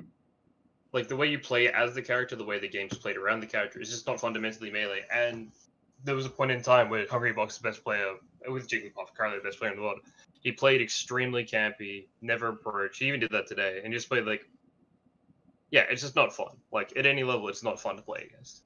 And it feels really gimmicky. Yeah, like fundamentally, like all the ground movement that you have to get good at. Yep. Or you don't need to do that as Jigglypuff because she has really strong aerial directional influence. She can move in the air very, very easily, and she has 5 jumps. So why do you ever need to hit the ground? Mm-hmm. As long as you time it properly, you don't need to touch the ground. And her hitboxes are much larger than her hurt box when she throws out an attack. Mm-hmm. So when you see Hungrybox do back airs, you actually cannot contest that ever. But because she can do it again and again and again without hitting the ground, it makes the matchup very hard to deal with. Mm-hmm. And again, because she can jump 5 times, she throws you off the stage. Mm-hmm. She just needs to hit you 2 or 3 times, then she can safely come back up. So she can go absurd lengths off stage to keep you off stage, then come back and not die. Mm-hmm. I think one of the worst things and why so many people hate it, though, is as a viewer experience, when Hungrybox is just running away and planking and stuff like that, the matches go for twice as long. There's minimal interactivity, and it's just really boring to watch. It's the same philosophy, albeit not to that extent of wobbling, but it's kind of the same philosophy as he wants you to play into his area so that you can make that one mistake. He either throws you off or he throws you up, and then you don't. If he throws you up and you don't and you don't react with your stick and move in a direction that's too far for him to reach, he kills you in one shot. Because Jigglypuff's down B is a one-shot kill. So if he throws you up in the air and presses down B while you are in the middle of his model, you die instantly. Yeah. Depending on the stage, but in most stages you die instantly. It's high risk, high reward. That's like not one of the worst issues. It's more just like the neutral. But that's kind of the way you have to play around Jigglypuff, is that she gains so much off of being in the area where she wants you to be, and you have to take monumental risks to win that situation. Yeah, for sure. I mean, but the thing is, like, there's a stigma against defensive and lane play in general. Like, people just hate lane play, but everyone's lame. Like, everyone pretty much plays lame. Like, everyone thinks they're cool, but nobody's actually cool, and everyone calls each other lame, and everyone hates it. It's actually the stupidest thing. Like, it's just the whole entire melee scene in general. Yeah. But, yeah, like, you'll find someone to complain about any character in the game, like any other game. Okay, yeah. Like, No, it's just one of those things I noticed as a casual observer. It's because Hungrybox is the best player in the world. He pretty much is on stream in every single top 8 of every single tournament, whooping on your favorite player in a way that's not necessarily that interesting to watch or that satisfying or anything like that. Okay. It's also the really early stigma of, like, a lot of players didn't think he earned the right to be that good because he abused Jigglypuff. You see Mango or, like, a lot of the top players, like, just going ham on their controllers, doing tech that is, like, they couldn't do in their wildest imaginations. And you got Hungrybox just playing, like, to his credit, perfect spacing, perfect, like, decision making. Oh, Hungrybox is insane. Like, is anyone playing Jigglypuff on his level? No, absolutely not. So is it like nobody plays melee on his level? Is it really fair to come at him if he's like the only Jigglypuff doing? Well, that's the other argument. Well, that's the argument, right? Like, he is definitely good at what he does. Yeah. I myself I just don't enjoy watching. Yeah, no, that's a fair assessment. Like, you know, you can give respect to what respect is due. It's just you might not be a fan of his gameplay. Well, the guy's fucking godlike at the game. Like, I respect the hell out of him. It also doesn't help that Hungrybox is a dick. A lot of people don't like his personality, like the way he is. So that doesn't help either. That's funny because, like, until I got informed about it, I thought he was like the complete opposite. Like, yeah, you think he's the victim, right? Yeah. I completely, like, why is this guy getting hammered on social media constantly? Isn't like he a nice guy? I'm like, why is it just because of his character? Or yeah, well, obviously I'm not. This is a hot take, but I'm pretty sure he's just like actually a lizard person. No, like all of these social interactions and stuff like that seem like so thought out and so like scripted. Every time he speaks, it feels like it's presented.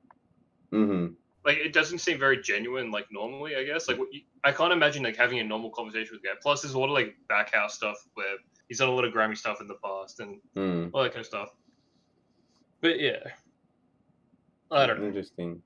I mean, there is the H fan. Like, he does have his fans. Like, people do love the box, but I mean, everyone. I'm sure always gonna like something, right? All the top players have their fans. I'm assuming. Yeah. But someone's always gonna like something, right? Like, even if it's disgusting, someone's out there liking that. To me, it's the same principle. Swedish Army until the day I die, brother. Interesting. If someone's wants to get into melee, what's the best way you suggest they get into the game? Watch the documentary. Watch the documentary. Watch the documentary. Download Dolphin, become a net play kid. Oh, that's the worst. Play Falco or Samus, get called lame and never come back is the flowchart recently. No, realistically, it's hard to get a Wii, but you can get one from CouchWarriors and stuff like that. There's guides on how to install the game. But I download an emulator called Dolphin, play the game online, and then essentially just interact with this thing. Come to your local, even if you're awful. Yeah. Meet the people. Like, there's nothing like playing online. Like, there's no. It's like Tekken. You can't beat offline. You just can't. What is the online like? I've actually never seen an online game of Melee in my life. But that's because it's run through an emulator. Okay. Like, you legitimately. I don't know if you've ever used like Hamachi or anything like that. I've heard of it. Yeah, it's like port forwarding. Like, you use a traversal server to access each other. It's pretty. It's not ideal. It's not ideal. It's like a slightly worse version of Melee, but people have made it more like better over time. But yeah, it's not great. But yeah, come to your local tournament, meet people. Like, going 0-2 at your first tournament is so much better because you get to see the actual scene. You actually get to play real people face to face. Yeah. All that kind of stuff. I still maintain, Abby, melee scenes like Tekken scene. We're just as diehard for the game. We fucking love each other just as much, and we're all homies. We're all homies. It's very similar. We both are just monkeys when hype shit happen. Yeah. I'm gonna state from everything I've seen, no one gets as loud as Tekken than Melee does, because I always hear it. At the majors. Yeah, the boys. I mean, like the people just love the game, right? And because we never could play online, regional pride, something that's dated back so long ago. Because the only time people from Victoria would ever play people at Queensland is like at BAM or OHN or something like that. Mm-hmm. You couldn't net play each other. Like, and all you do is like talk shit on social media, and then like when it came to the day, you had to show up. Yep. And that's when you have like 20 people from each state yelling at each other and yelling at the guys playing and getting each other's face. Like that's the thing for Melee. It's like the old what do you call it?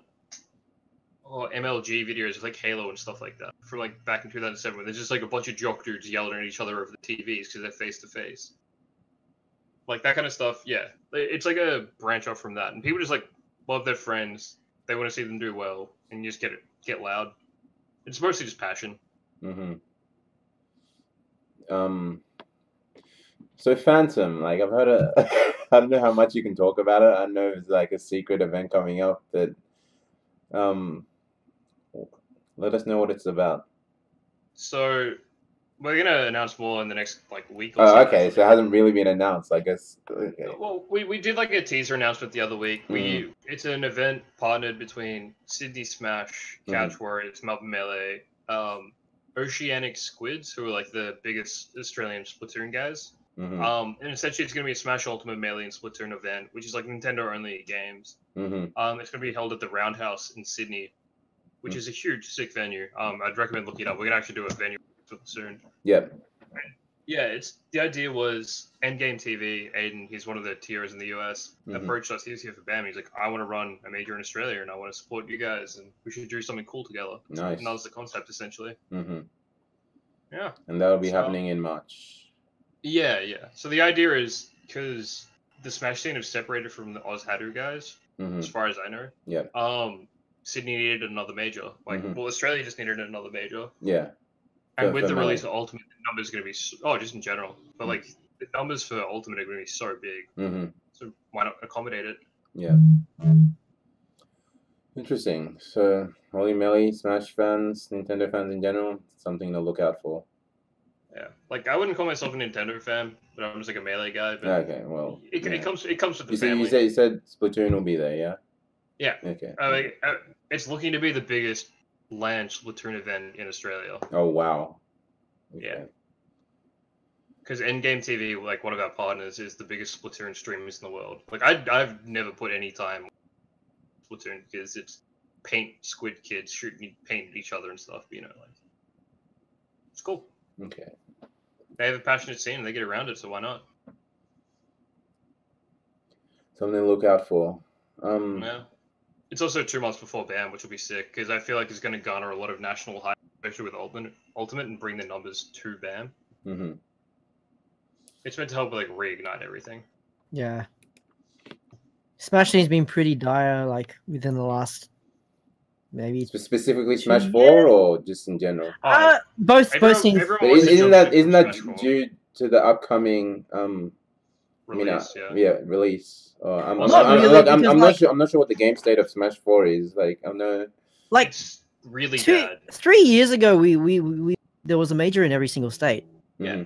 Last year we only had one in Melbourne. Oh wow. No, and there's regionals and stuff, but essentially in Smash 4 at least, the current metagame is really as bad as it possibly could be. And everyone's just waiting for Ultimate to come out because essentially, from like we've played it, me and Darren played it, and a bunch of other people. It's Smash 4.5, so it's just like improving on what was already there and changing everything completely. Okay. So everyone's just like, we'll drop the game and we'll move to the new thing, like people do with the new Capcom games and stuff like that. Like in major tournaments, you don't really see that many people playing like Street Fighter 4 when you can get 50k for winning Street Fighter 5. But that's also inversely why Melee will never die, to be honest. Melee's just a good there's nothing game, like it. It's just nothing like it. It's a good game. Where Smash Ultimate is, in my opinion, Smash 4 with a big Dota patch. Like, if you like Smash 4, they've made changes to it they're like mostly made it for the better. More pros than cons, so it's good for them. It's got a big ass roster too. And hopefully Bayonetta is not as broken.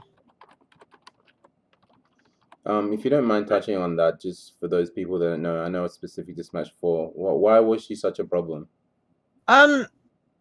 She's just really, really safe. Really good. She's really safe in a game where most people, like most characters' options weren't. She had completely safe approaches, and at a particular like percentage, she would kill you straight up, unless you had really, really perfect like reaction time to be able to get out of her combo. It was just really, really hard to get around, and because she could approach you safe, she had a myriad of like chances to do it without really suffering. Because if it failed, then she can just hang back and try it again. Where most other characters, when they try to approach and it failed, they get punished for it. And that's as far as I know. I'm not that far. I stopped playing Smash 4 maybe 6 months in, so yeah, I'd be a little bit like an actual Smash 4 player could probably go off harder than I could. Yeah, I definitely played it for like 2 hours on the first day it released, and then never really played it again. How do you avoid it from TOing? We'll get to the questions soon. Yeah, I just I don't know if we've covered everything that you guys might have wanted to cover regarding Melee. Come back to the local. Come say hi to the boys. Buy a couch Melee hoodie. Buy merch. Merch supports the scene. Wow, shilling hard. Oh wow. The money doesn't go to me. It goes back to Melbourne Melee, and we What's become of you? The scene. What? No, I did not raise you.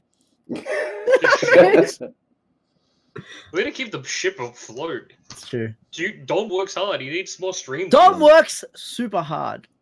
I wish Plus, the hoodies are sick. Shout out to Powerful Dom. I guess if I got no other questions regarding Melee, just people want to see good gameplay. Do you have any like highlights of top matches that you recommend personally? I mean, there's always great sets for the history, but like you can these days, like any good game, you can just watch like top 8 highlights from tournaments, or like there's even like a bot that does daily highlights of Twitch clips and stuff like that. So you can legitimately type in like Gloomshot into YouTube, or like top 8 for an event highlights, and you'll find something. Like there's always good stuff happening. It's rare that like a tournament has nothing good there. Okay, interesting. And like what is the biggest Melee tournament internationally? Because I know it's definitely not Evo. No, that's the thing. Yeah. It is Evo. Well, it it's is? like Genesis and Evo. Yeah. No, it's definitely not. No, Because I always heard like obviously the biggest fighting game tournament is Evo, and even though Smash attends, like it's not the Smash event. No. It's not the Smash event, but Melee still gets like 100. Yeah. Obviously. Like but like it's the biggest in terms of viewership and sometimes attendance. But normally it's like Genesis, Big House. Yeah, I guess like Genesis would be like the other main. I mean, we used to have like the thing is like back when we were still on Evo, we had a myriad of what we call super majors. Yep. Evo level attendance, Evo level viewership. That because of the way Evo's tournament is set up, which they only gave us best of 3 the whole way through only, which is bad. Which doesn't seem like I keep sounds fine with you. No, that's not standard for Melee, is it? Yeah. No, it's best of 5. Really, top 64 is top 32, top 64, best of 5, baby. Holy hell! How long do your events go for? But the thing is, that's why it's like it's run by the community for the community. So we call the shots, right? Yeah, okay. And when we do nothing but only care about this one game, we don't have to worry about Tekken, we don't have to worry about Street Fighter, we don't have to worry about any of that shit. That's fair. That's fair. Except Mr. Wizzy continuously shits on us. Yeah. So he's shooting himself in the foot so fucking bad every single year, just for being stubborn. A lot of top players go to Evo for the prestige. Yeah. But in terms not anymore. After last year. Not anymore. But we still go because of the title. Oh, we got relegated to the kiddie table. Yeah. Melee didn't it's get just like a lack of respect. Mr. Wizzy said we're lucky to be there. and we probably won't be there next year. It's just a bunch of like, it's a whole lot of bullshit. Yeah. Melee wasn't final day. What was it? It's Saturday. Yeah, Saturday. Yeah. And the year before. The hard thing is that because Ultimate's coming out, it's a very slim chance we're going to get it next year as well. Mm-hmm. No, like straight up. No, straight up. Okay, I'll put $100 on it, Cailan. You're not. No, but the other thing is like you're seeing Ultimate on Sunday. You're seeing Ultimate on Sunday. Yeah, but they might do both depending on like. No, they won't. They won't. I bet you another 100 on that. Would they do Ultimate and Smash 4? What other games are they gonna have though? Unless new FGC. Like they would have Soul Calibur way before they would have both Smashes. Yeah, like, think about the lineup this year. There was definitely like the first half of the day. It was like it wasn't Injustice, but it was something that got like 15K viewers. It was like a couple of anime games, so just nobody watched. If you put Melee on Sunday, you're getting like 100K plus viewers. You'd be dumb not to. No, it doesn't matter. It doesn't matter. Like it's not happening. He's an idiot. He's an idiot, but it's not happening. Like I am 100% on that. He just has money. But he's an idiot. I'm sick he's of an it. Idiot. So in saying that, like, so you've got Evo level events, back like even more really, than what you're seeing this year. Like you had Genesis, sure. You had what was the other one you said? Big House. Before that, we had Apex, we had Pound, we had so many events that Evo was just another blip. Have those events dropped off? Yeah. No. There's still a lot of big events. I mean, like today, Summit had a concurrent like 40K viewers or something like that. Summit's an invitational. It's a different thing. You can't attend to watch that. Mm-hmm. Like that's a pure streamer tournament. But yeah, there's like Genesis only has Smash games, and that's just as big almost as Evo. Mm-hmm. Same with Big House. Okay. Politics-wise, yeah, just saying, you're never going to see both Smashes on final days. Tell Mr. Wizard to come get it how I live. Yeah, one time. Ooh, the call maybe he'll come see you once he eventually down the McRib, but you know. And call out. Yeah. I think we covered a lot of info there, guys, especially for those who aren't familiar. Unless there's something I might have missed, feel free to hit me up. Yeah, I mean, as far as I can tell, we covered all the fundamentals, I guess. Can I tell you the first time I met Cailan? Yeah, go ahead. The first time I met Cailan, oh man, I will remember this. I'll cherish this forever. Oh, so we were still running tournaments at we had a guy called Nick Downer. He would run tournaments at RMIT. I was still a player. Was not really TOing at that point. I was still a player at that point. And I knew Don B. You know, he would beat me consistently, all that stuff. I was still learning. I was playing Sheik at that point still, before I transitioned to Fox.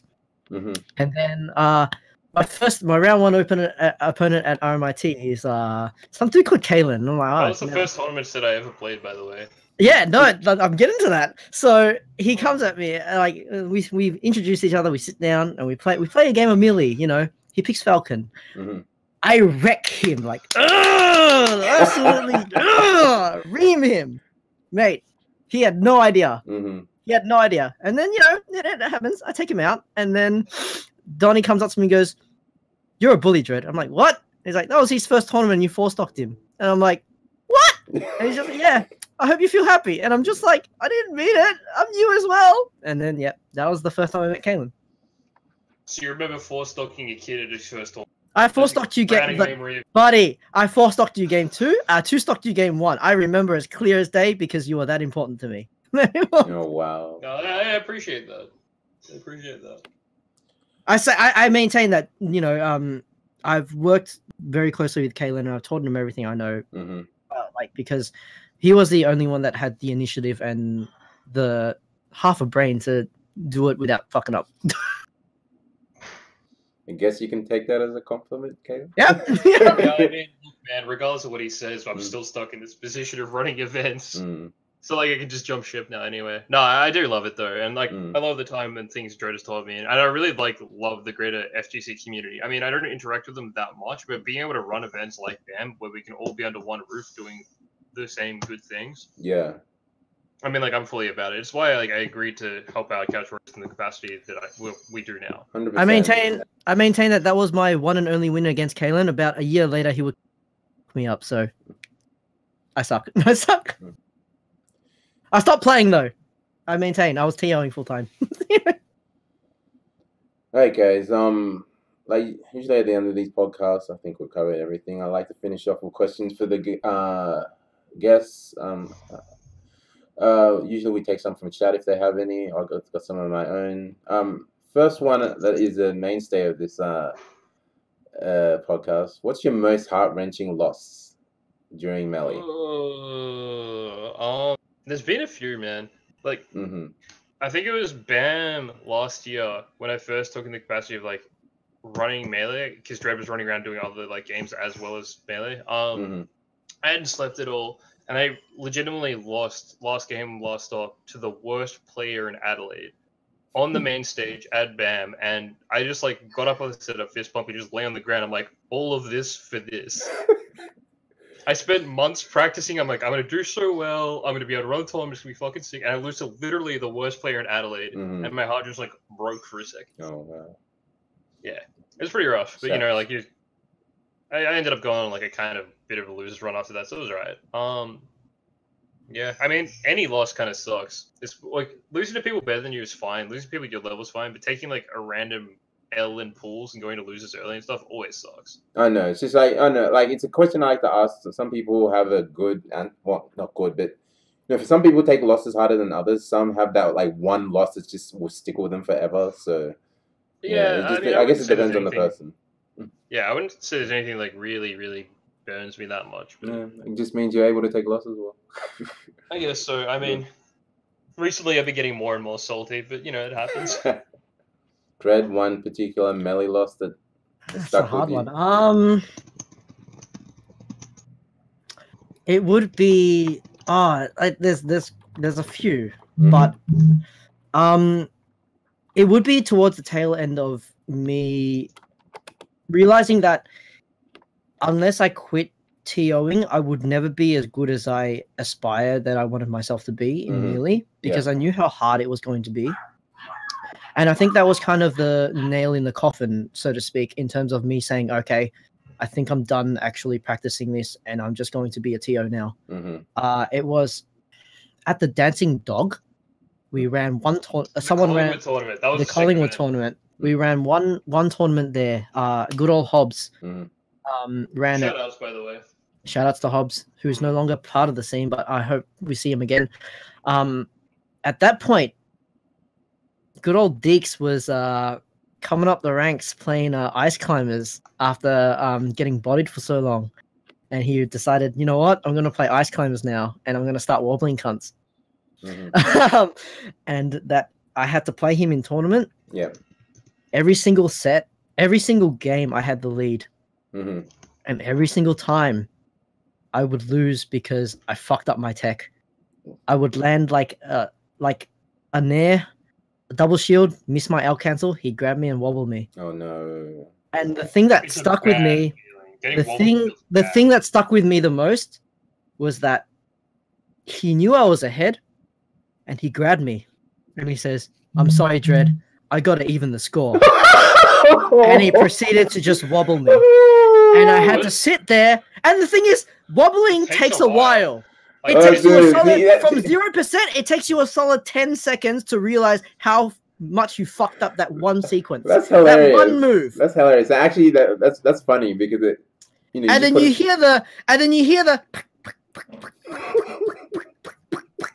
and you watch your percentage just go up, up, up, up, up, and you're mashing. Because when Ice Climbers first grabs you, you have that really small window where you can mash out of it. If you like just break your controller as fast as you can. Yeah. And if they fuck up their rhythm, you can get out.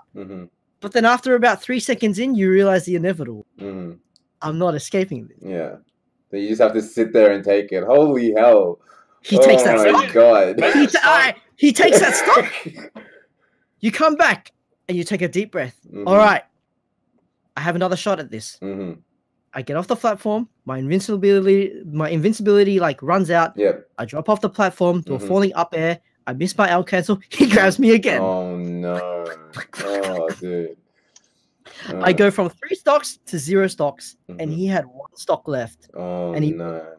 50%. It broke me. It actually broke me. Getting wobbled does suck. Especially when it's like brand new game, first stock, 0%. You just get grabbed off the rip and you just lost a stock. It's just gone. You have to sit there for 10 seconds dwelling on your dumbass mistake straight off the rip. Bad. Yep. This is actual horror story. It's This is actual horror story. It makes you think, man. dude. It makes you think, what the fuck am I doing here? Oh, wow. That's actually a legit heart-wrenching loss. My heart goes out to you. What about the times I bodied you, Dread? Talked about the first time, but every other. Mate, that loss I had against you, that game that I threw, that set that I threw away at the Rambat, that still stuck with me as well. He choked. I choked, and that was one of the last times you entered your bracket, right? I think that was the last time I entered in Melbourne. So I really had to do it to you to take over TLing. Pretty much.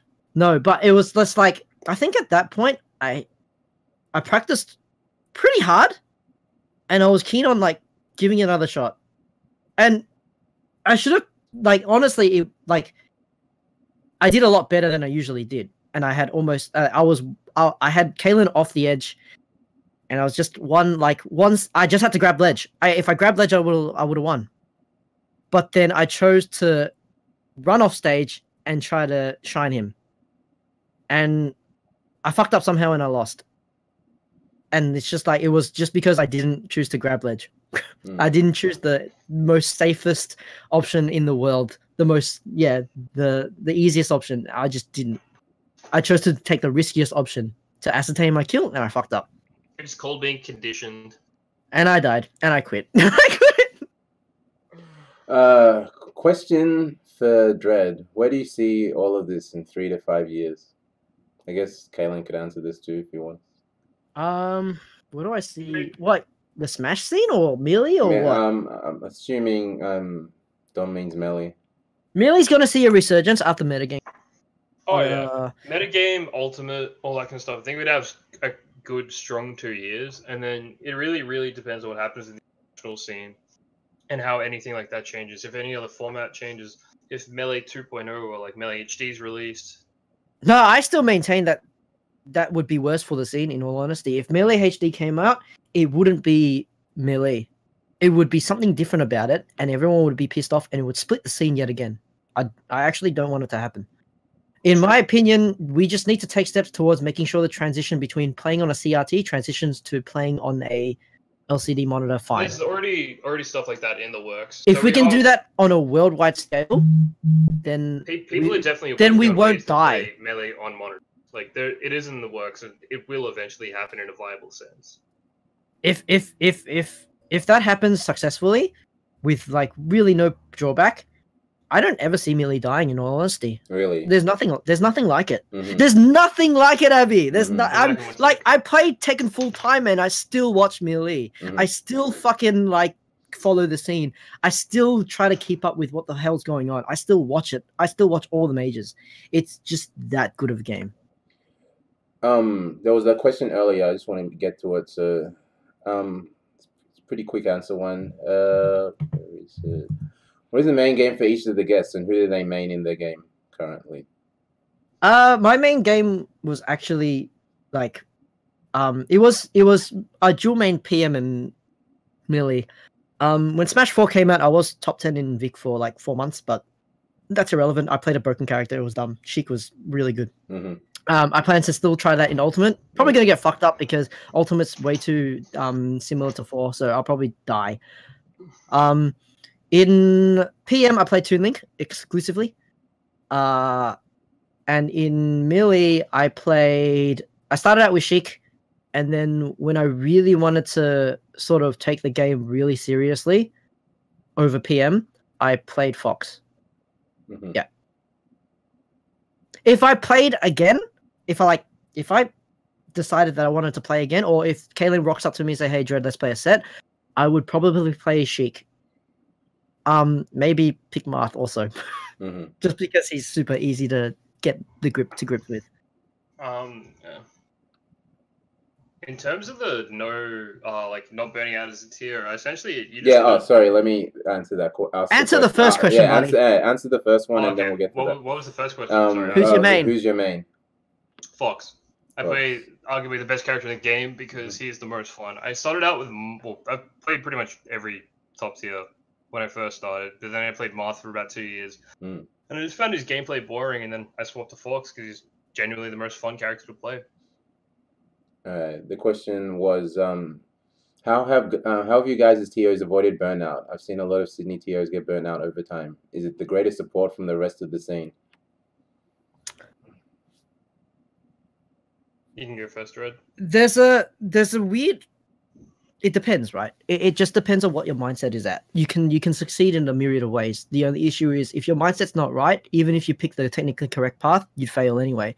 If you were a player who wanted to be the best that you can be, and you actually believe that you could be a really top player in Australia, you'd fail at TOing because it would get in the way of your performance no matter what. That if you were a really garbage player and you TO'd, you would probably lose interest because you would perform really badly and you wouldn't have anything to look forward to because you're so busy TOing that you can't actually see the hump that you can get over. And because you're starting from such a low level, it's really hard to see the horizon, right? So that can be really discouraging. Maybe being, as what I was, a mid-level player, someone who would always get into bracket, but I had no aspirations to be the best. I knew that if I wanted to be the best, I would have to. And because I knew that it was, in my current position, impossible, I was okay with TOing. I was okay with moving the community forward at my own sort of expense because I knew I didn't want to be the best, right? I would say that would be the best approach you could kind of take in terms of you have to have a healthy balance of caring about the community, caring about the game enough, but not letting it break you in terms of if it went one way or another. You need to really take your losses a lot better than other people and still focus on the task at hand, which is to run the best event that you can at your own detriment as well. You need to be willing to be like, all right, I'm not playing today, or I give away my spot. 100%. Like, you just have to be willing to do that. At any point when you say, nah, fuck that, I want to play my best and I want to run the event, but I'm not willing to, like, if the event's running an hour behind and I still want to fucking play, nah. Just don't do it. Yeah. Did you You're want to chime in, Cailan? Yeah, I mean, for me, like, I'm okay at the game. I'm, like, in the semi-upper echelon of, like, the players in our state, at least. But, I think, like, I enjoy doing it because I get a satisfaction out of running good events. We do, like, good quality stuff. I get to, like, all the other guys that run it with me are some of my closest friends now. Most of the scene, like, I'm good mates with. I love seeing each and every other person. Like, if I knew 10 of the main closest friends of the scene weren't going to be there, I'd still hang out with friends. Like, going to an event is seeing your friend, even, like, overall. We have, like, a really welcoming community. Everyone's there for the same reason.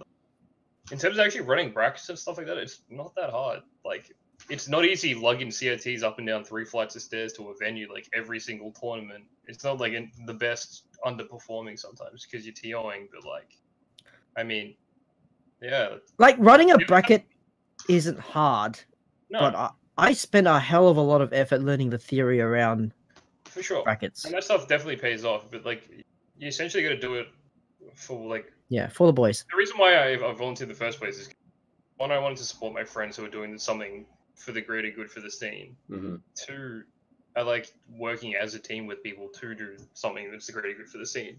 What, it wasn't like seeing me crying in the fucking corner and, like, yelling at people and getting so stressed out? But yeah, like, for instance, when you see BAM the way it was this year with all of the stages set up and stuff like that, you get to see people from all across the states, all of, like, your friends from out of state and stuff like that, and you see a sick event, everyone's having a good time together. It makes it all worth it. Like, every tournament, you see the boys just hanging out and having a good time. It's worth it. 100%. I don't play a second of that game. I still TO it. Like, I'm still willing to TO it. I TO'd Melee for almost a year, and I hadn't entered. Like, I didn't enter anything. It's just Melee. Melee's an amazing game, but it also has an amazing. Yeah, the community. It's just the boys. You just got to do it for the boys. Yeah, it's one of the other reasons why it's got such a lasting reason. Like, why it's got such good staying power, I guess. Yeah, props to you boys, man. That's definitely TOs to look up for any aspiring ones. It's TO is a lot of sacrifice involved, and definitely a lot of self-sacrifice required for a TO. But the payoff for those that like understand it is worth it. Like coming from a fellow TO, so yeah. Yeah, man. Cease to ban him in like the fucking MCG one day. Then it'll be worth it. Oh, dude, can you imagine? Bam at the FGC. Bam at the MCG. Yeah, I mean, like we had Rod Laver. Well, we had Margaret. It's first step. And MEO. We just gotta do bigger, better. Yeah. I mean, I also like the fact that we can constantly work forward to like try and move the community forward and do better. Yeah, 100%. It's always the way. All right, boys. That was a sick podcast. I really enjoyed learning a lot of new info there, especially as an outsider. No, 100%. Hope everyone enjoyed that. Did you want to give final shout-outs? Shout-outs regarding like the community, upcoming events, whatever. Yeah, for sure. Shout-outs to the melee scene. Honestly, like ever since I started, it's still, you know, they still go out of their way to come say hello to me. Like, even though I'm playing a completely different game, they still want me to come out and have drinks, even though I play a different game. They still respect me for like they acknowledge all the work that I do, and I'm very appreciative whenever they come talk to me. Shout outs to Melbourne Millie. That was my team. That was the team that, you know, we cultivated to run Millie. Without like, it started out with me and Dom. We grew to like, what is it, 7 of us now?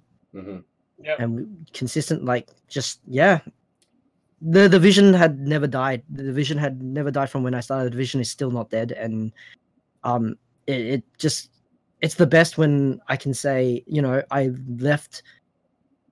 haven't left, but I let go, and I could see the car still heading in the same direction, and it's just the best feeling in the world. I appreciate that, man. I just want to shout out. Well, you're still my bitch, though. Fucking see me in bracket, brother. What? Are we gonna have to see a money match to an exhibition match later down the line? I'm not that dumb. All right, how about we do both games?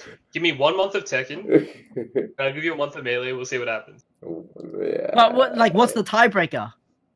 Or is it just there's no way to. We can't determine who wins off that. Stop segueing from my shoutouts. Shoutouts to the boys. Yeah. You guys all know who you are, like across the country. Like, it's so sick every single event, seeing everybody.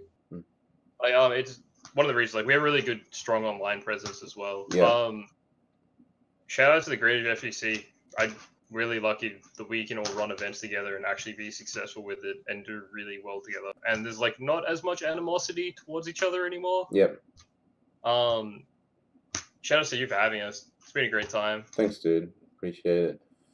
If people want to check out Melee or for the first time, where can they go? Like, is there want to check out Melee? You can join the Vic Smash group or the Discord, which is Oz Smash. You can Google it, stuff like that. Watch 2 episodes of the doc. If you don't from that point on binge the entire thing, then that's fine. Like, then maybe it's not for you. Yep. But I guarantee you that even if you don't want to play the game, you 95% of the chance will watch the whole thing. For sure. Even if you don't pick up a controller, it's that good. Yeah. One of the other things is, if you ever do want support in the scene, if you do want to run your own events, if you want advice or us to help you with social media pushing in any form of support, we're always here to help out. We're always here to support each other. We just want to see Australian Melee grow and get bigger and better. I mean, that goes for all of the FGC, especially with BAM and stuff like that. But yeah, no worries. Melee's it's amazing. Melee's the one community where I'm just they're always a prime example. MEO, we were the only boys left there, and we packed everything up. We don't even... a couple of Smash 4 boys. Yeah, I mean, that just speaks to I have said how aware we are. How aware we are, right? It's just we don't even use the monitors. No, still got to pack them up. Yeah, I've said that before. I've given a shout out to the melee scene. Shout outs to the donkeys. Yeah, the That's donkeys. what I call it. It's like the workhorse. Carry stuff. We've all done it. All right, boys. I want to give out your personal Twitter so people can follow you. Just mine's simple. Just dreadtech at dreadtech. Yeah, I'm just at Cailan, Cailan. Yeah. No worries. Thanks again for being on, guys. As far as Smash events, I think in Victoria you've got the CouchWarriors Roundabout this Saturday, so be sure to come down for that. That's both Melee and Smash 4, yeah? Yeah. Okay. Yeah. And if you are into FGC and you play either Tekken or DZ, 3 gonna run together over the next couple of months called bar fights, so come down to that. Yeah. It's got $100 pop bonus for each game. Cheers. Yeah, this Sunday, right? Yeah, this Sunday. Every final Sunday every month, I think, which is good. People looking forward to that. All right, guys, that was great. Thanks for being on again. Shout out to the Melee and the Smash community at large. Hope nothing for the best of them. Thanks everyone for tuning in. This was the Beast Dance. This will be uploaded soon, so if you didn't watch this live, just tune in. Just wait around. It'll be on audio format soon. Thanks again. Peace out. This was the Beast Dance. Catch you later. Love you guys.